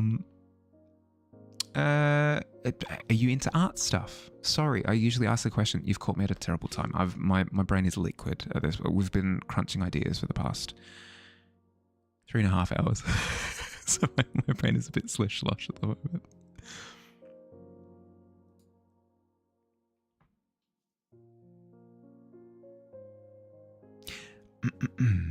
How do the pit folk pay for tavern stuff? Trade stuff we find in the pit for drinks? Yeah, that's my thought, right? Especially given that like conventional treasure items don't really mean that much to goblins. So if anything, they feel like they're getting away with a steal, where they're trading like this garbage gold that doesn't do anything and isn't that impressive. Yeah, I'll pay that for a drink. Hell yeah, easy done.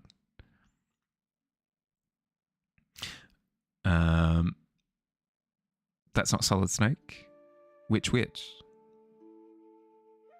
Bungus, please guide my hand through this Ouija board and reveal me the... Yeah. Immediately what came to mind. Just looking into a mirror at night by myself with a candle. Bungus. Bungus.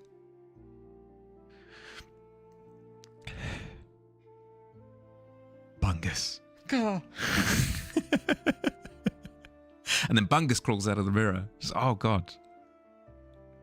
Eats your slippers or something. I don't know.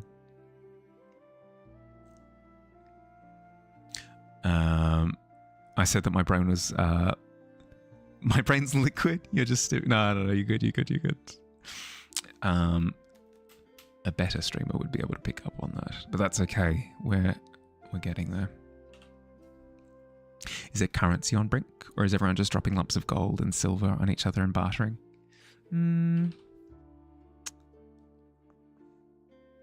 I'd imagine there'd be like currency of a sort. No, there has to be. There are gold pieces used as tavern currency at the very least. Like down below in the redeem section.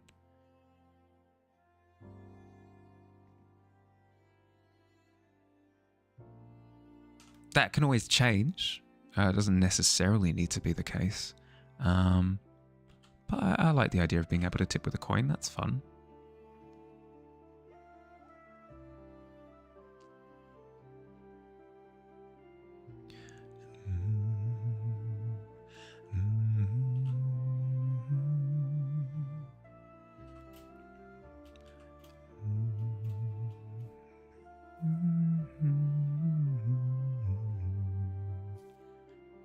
Okay, so we've got the floorboards, we've got the bone collector, we've got the pit king. I suppose we explain how the miscellaneous. No, frick. Why do they always have to be cursed? Why are there always curse clips? Why is it not just? I really liked the way that Bahali greeted everyone today. It was really nice and wholesome. I clipped that, but no, it's Bahali yelling "Bungus Gar" into camera. Frick. So maybe there's a little infographic that explains how like all of the miscellaneous items travel from around Brink to make their way to the tavern and then to the pit. That could be up the top there. Brink lost items. There we go. We have our graphic. Who's making them coins? Nobody knows, but they're everywhere. Yeah, I like the idea of them just kind of being found in areas of interest. Like, heck, that could be part of why adventuring is so heavily incentivized. Is one, you can either find gold yourself, or you could be commissioned by cities and guilds and stuff to be like, oh, we're running low on gold. Can you go get gold for us? We'll pay you in like magic items or something.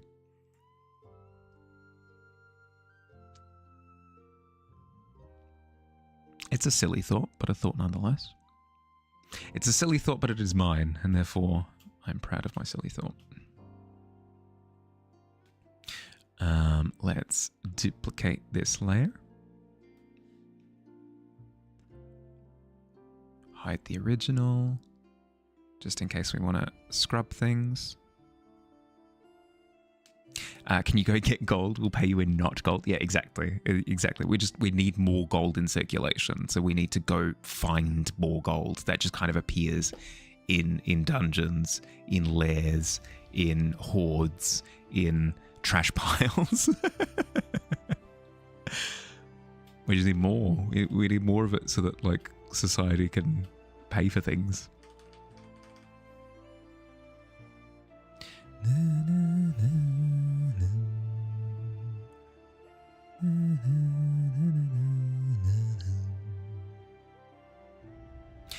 Brink was once a planet all connected with a global currency that's unknown to the current people of Brink. When their civilization fell apart and the world collapsed, the currency that was widespread was left abandoned.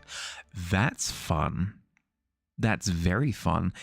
Oh, can you grab that little stint of text and chuck it into the world building channel? I like that a lot.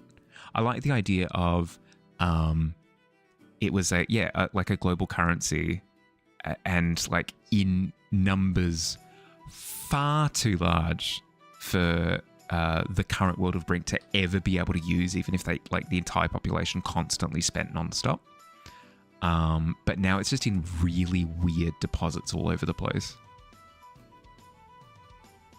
And then you just have random coins just kind of scattered around the place as well. Pretty advanced. Well, it doesn't need to necessarily be explained, like, the advancement of that civilization. It could just be like, that's the running theory, is like, it's a currency, like, it's clearly been made by someone.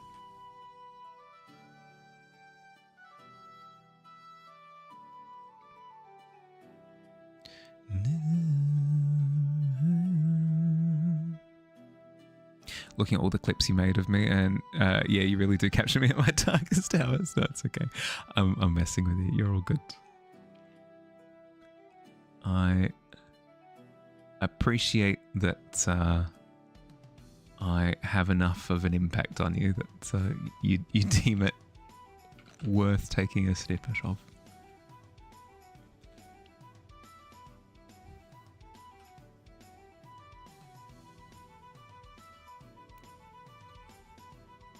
As I very sadly don my clown outfit.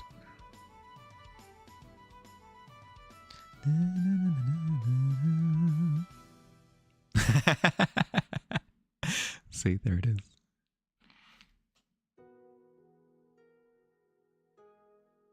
Ooh, pardon me.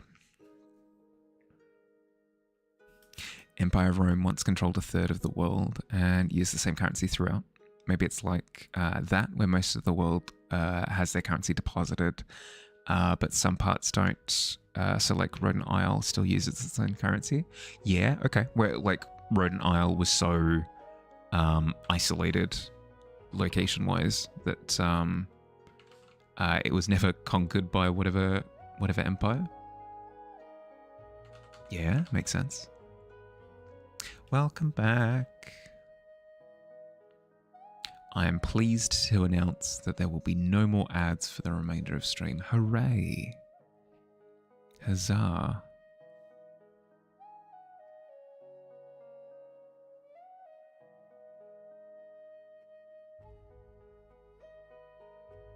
Of course, these are just, yeah, you know, for sure. It just so happens to be that, like, the Rat Isles never really had access to said currency, and they've had to come up with an alternative. You want ads? Sorry, bud. Also, no, you don't. You're subbed.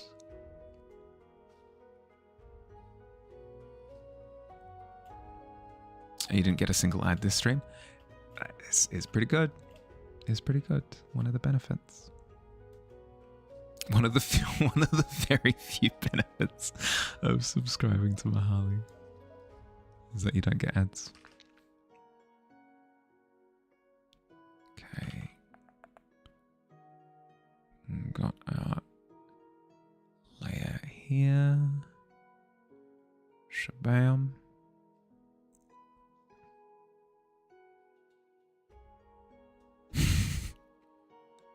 If you would like to. No pressure.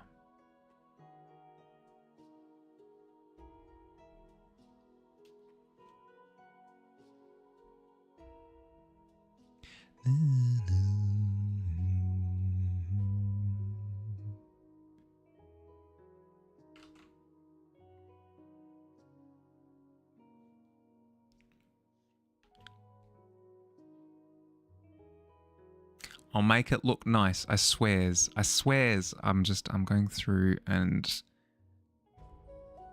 finalizing a bit of a colored draft. That way we get a good sense of what's going on.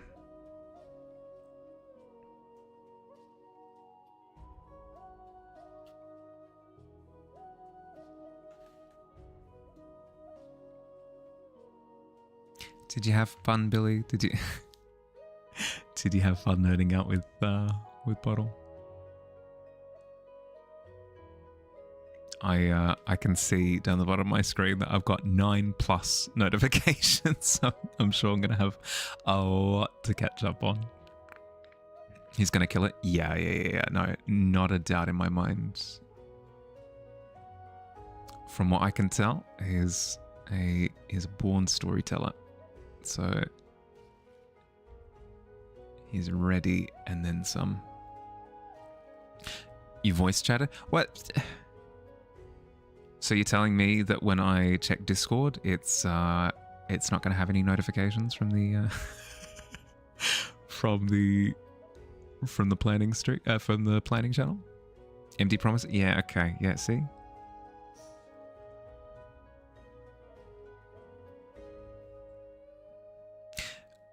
These are just tall tales from the deep pit. Oh, that's fun. It's like a it's like a fireside kind of equivalent, yeah. Part 1 is intro cutscene. Part 2 is his session notes. Yeah. Fair.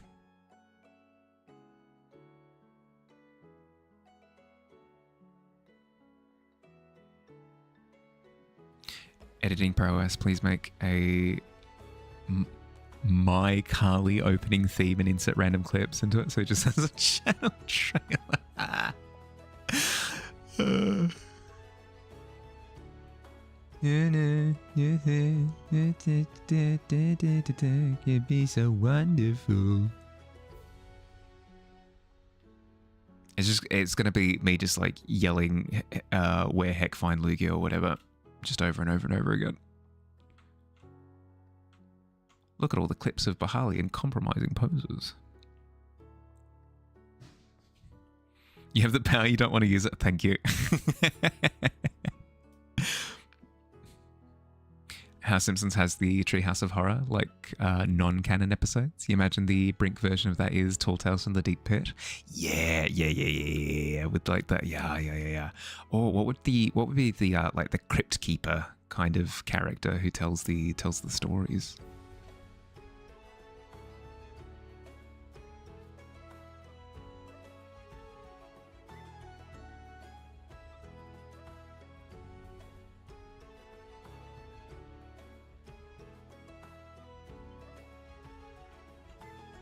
Quill?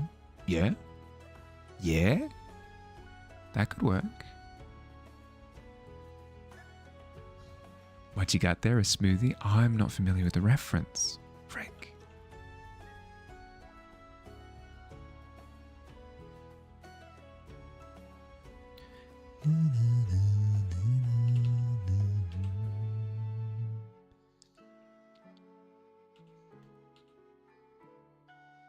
Yeah, thought as much.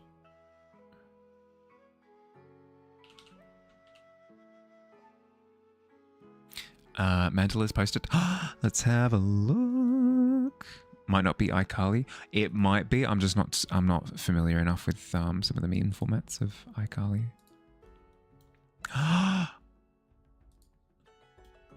That's so cool. That's so cool. What? How? Magic. Surely you can't believe in science after you see this, Fire. What is this? That's so cool. Okay, so... Wait, I was just seeing the center bit last time you showed me? What? And you've done all of that since? No, don't... Oh, brick. That's so cool. I can see chains.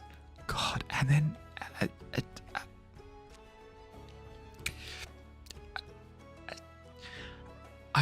my head doesn't, I can't. Like, that's insanity.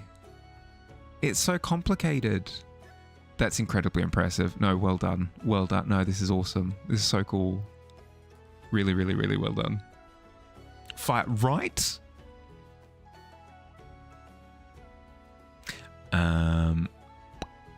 You don't want to say your own character, but what is Pluck's whole thing?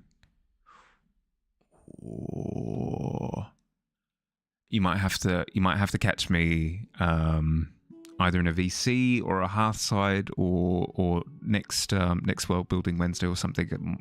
My brain is mush. New concept gone. Brain retired. Sorry. Burn them at the stake, which no, this gift ought to be cultivated, ought to be grown. It proves that there is science. I don't know. I don't understand it. That makes me scared. Get to this point? If you say so. Very proud of it. You should be. It's incredibly impressive. Show the side-by-side of the drawing. As it, like, yeah, no, like talent versus talent. Yeah, no. See, you ready? Ready? Pff, pff. What is this in comparison to Squiggles?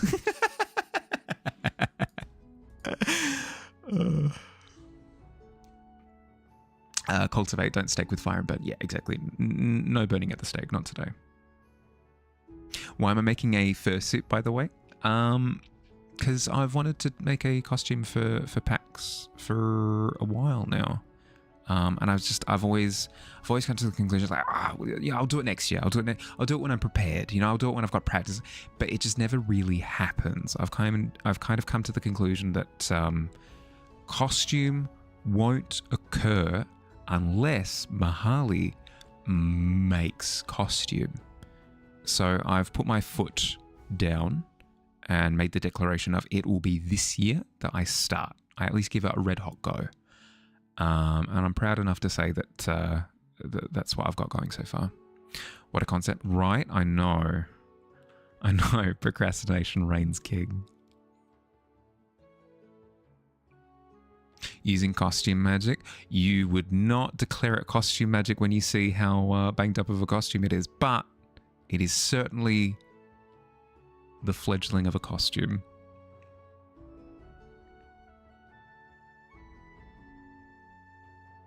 Yeah, are you making a costume, Alt? Oh, how the tables do spin around and then they're facing different directions.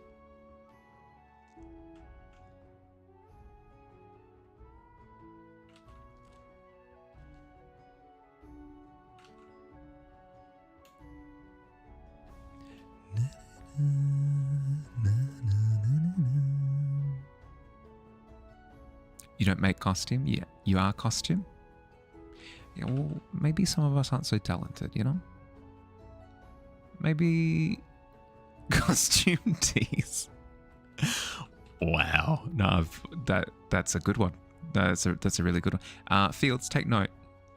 Take note. There's we've got a master at work here.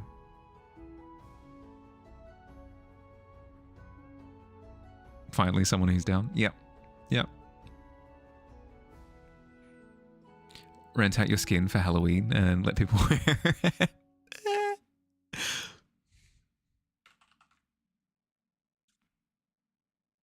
That sounds horrifying. But now I'm just imagining Alt just chillaxing all cool at home, just a skeleton and organs. In 64 Belize? Oh, that's pretty good.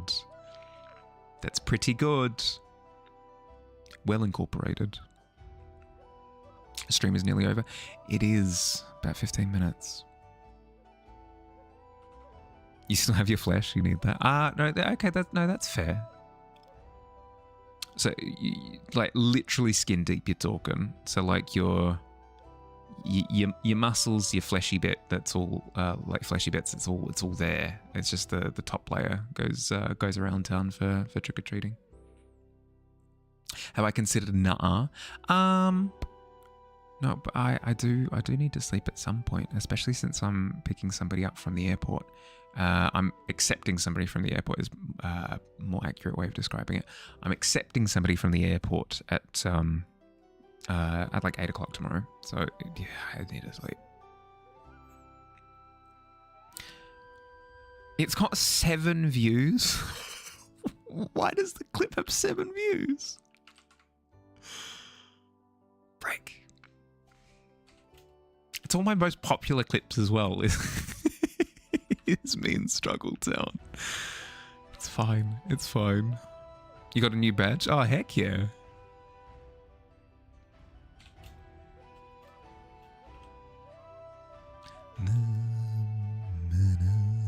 You may have featured... Good. No, I'm actually glad. This puts a smile in my heart and a song in my soul. That's great. That's fantastic news. Top Clipper badge notification. Oh heck yeah! So happy for you.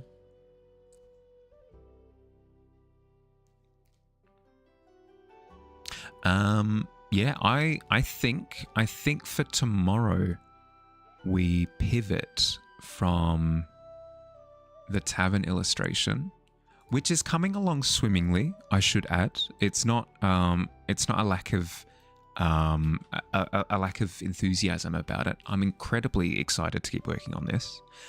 But if I'm going to get this done for Pittober with any sort of like healthy contingency time on the end, I should start working on this tomorrow and get this done before I shift back to the tavern illustration. I'll take my time with it. That was always my intention, was to take my time with this one. I want to take my time, do it right, and be happy with the end product. Not to say that I wasn't happy with the previous one, but I want it to be reflective of kind of where I'm at with my skills nowadays. So I'll take my time with this one. I'll keep coming back to it. We'll work on this one for next stream. Yeesh.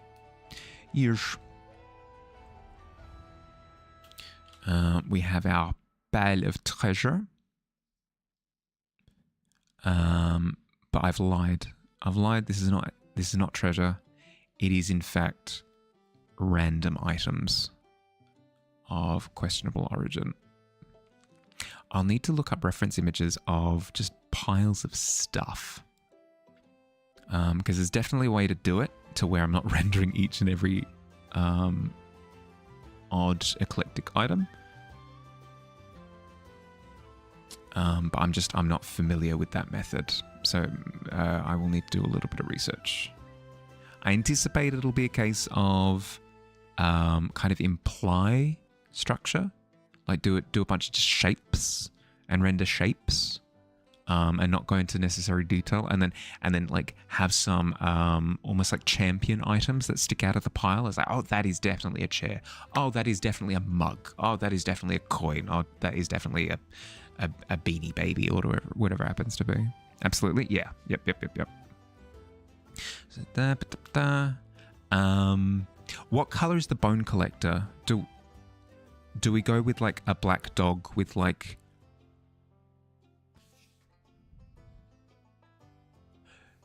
Do we go with a black dog with like different colored human hands?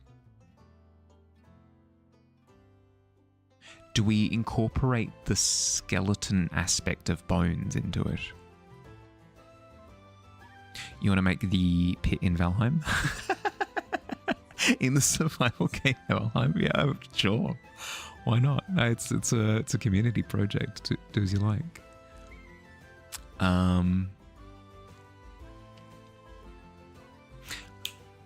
Concept for the bone collector. Let's find the original here. Maybe it's this.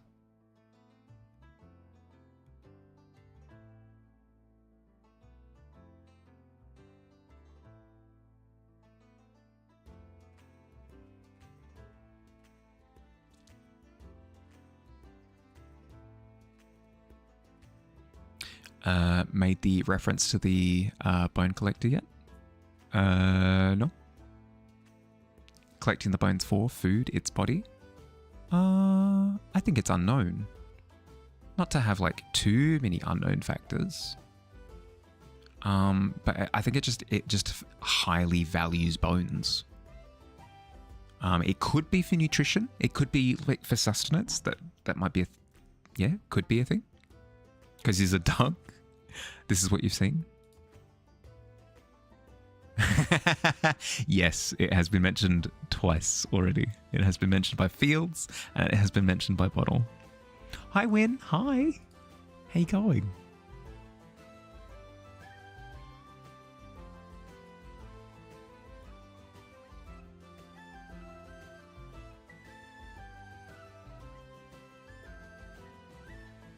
What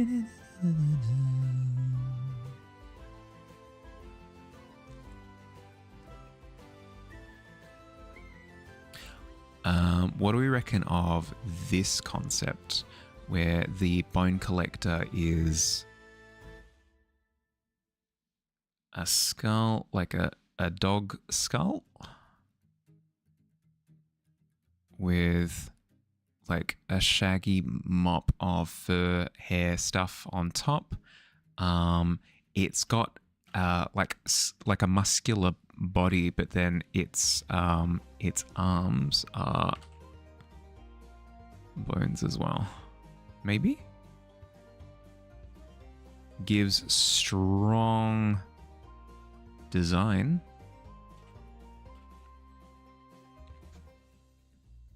Need a reason for collecting something? You collect game consoles because you have OCD. Doing okay, thanks. Me? Yeah, doing okay. Stressed. I'm going to be stressed until the end of this weekend. As soon as I'm through this weekend, I'll be all good. I'll be all good. Holding out until the end. Bone Warden? Kinda. The face stealer from Avatar, that's what you think? Ooh. Like the weird centipede with the changing out face? Also, your sub has expired. Congratulations. You will now be able to experience ads. Yes! Now you are sad. Oh, sorry, bud. Less the face, more the centipede. Right. I don't remember the look at the Avatar face collector.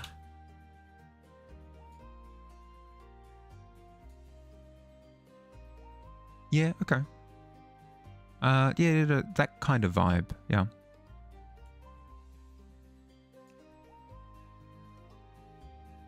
Mind doing you a solid and gifting you a sub? I'd consider it after this weekend, but even then, I don't know, it feels weird. Special treatment and all. Imagining because Shot the Idea grows arms for every person he consumes, that he clutches his hands down his dominant legs and he doesn't trip on them. Because shot down the idea that he grows arms for every person. No, I didn't. I never shot down that idea. I don't think I did. Did I? I like that concept. Any tips for the world building? Any tips for world building? It depends what you want to build the world for. If you're just having fun with it, there are kind of no rules. You can just kind of explore whatever makes you excited. So if you want to delve into like this specific character makes me really, really excited, then just explore that character, have fun and then build out from there. If you're building it to be like a structured setting, I would plug in columns. So I would be like, column 1 might be what the world looks like. Column 2 might be the faith system, like does it have a pantheon of gods? Column 3 might be like how does magic work? Column 4 could be what territories exist in the world. And then column 5 might be something along the lines of, I don't know, like the politics at the time. And then once you've built in all of these 5 columns, then all of the little details can start slotting into place pretty naturally, pretty organically. And because you've got all of that structure from those 5 columns, you can place stuff on them. You can use them as like your foundational strength. You can be like, okay, what about this idea? Well, that works because, it works with the gods. Blah, blah, blah, blah. Well, what about this idea? Oh, it works because of these, and you can kind of build up from there.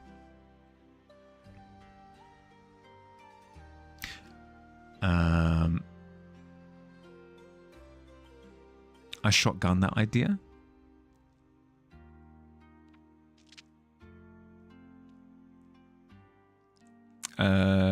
Timed out alt for being a cool guy. Okay.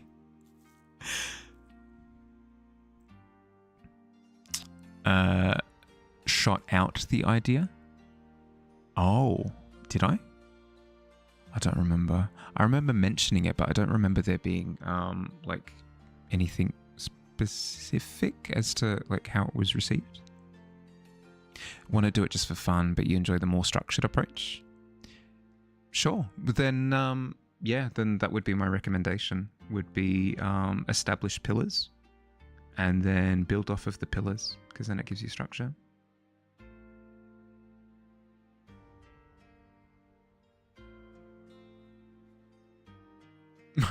Mod abuse. I didn't see the message, so I can't speak to it. I trust Billy though. If Billy, I think that's the first time Billy's like actually timed somebody out. So if Billy timed you out, then it's probably deserved.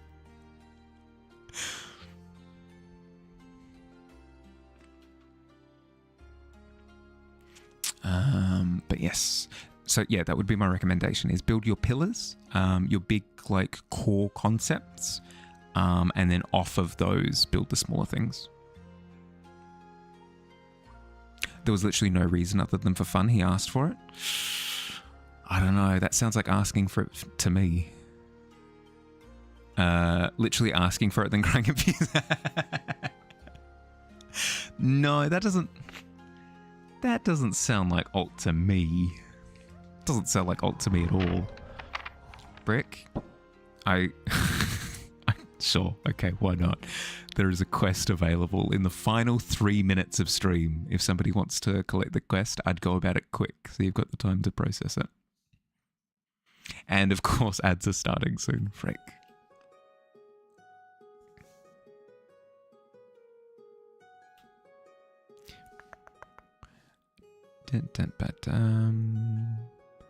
Bone collector with the bony bits, yeah. Oh, your sub just expired? Oh, congratulations, Yahtzee. Ever lied or made a joke? Never. You know about this about you. Please believe Billy abused his power. Yeah, okay, no, I'll ban Billy immediately. Noctua, you reach for the parchment that's been pinned to the pillar, and as you reveal the quest, it reads: the word thief is wanting a sample of core crystal. Use your non-dominant hand. Ooh. Okay. How does that sound, Noctua? Does that sound doable?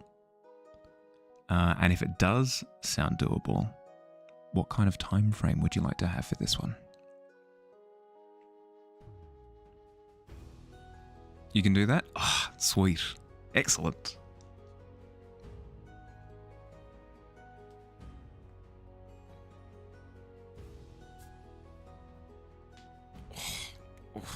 Oh, it just popped. You draw with your mouse. You think you literally wouldn't be able to do this? The word thief is canon now. Sounds like it. Give you until Friday. Until Friday? Okay. Locked in. Your name is written. The contract is binding. Sure, the word thief will be incredibly excited to receive his core sample on Friday. Oh, that's exciting. Did I just snooze ads or did I forget ads? Did I snooze or forget? I wasn't paying attention. Frick. You did. Oh, thank you. Thank you. Sorry, I dropped the ball. Heard it feels better when using your non-dominant hand to draw. No, it absolutely feels way better to draw with. God, no, it feels awful. Let's see, can I... Smiley no. Absolutely awful. No ads, I promise. The clock's ticking. Yeah, we're getting there. We're getting there. Thanks for hanging out, everyone. Hope you had fun. Continuation of this tomorrow. More of this infographic. We'll have it rendered up nice and pretty, I promise. This is just me planning out the layout for it and getting a sense of what kind of colors and stuff I want to use. Do I draw with how I draw with left hand or right hand?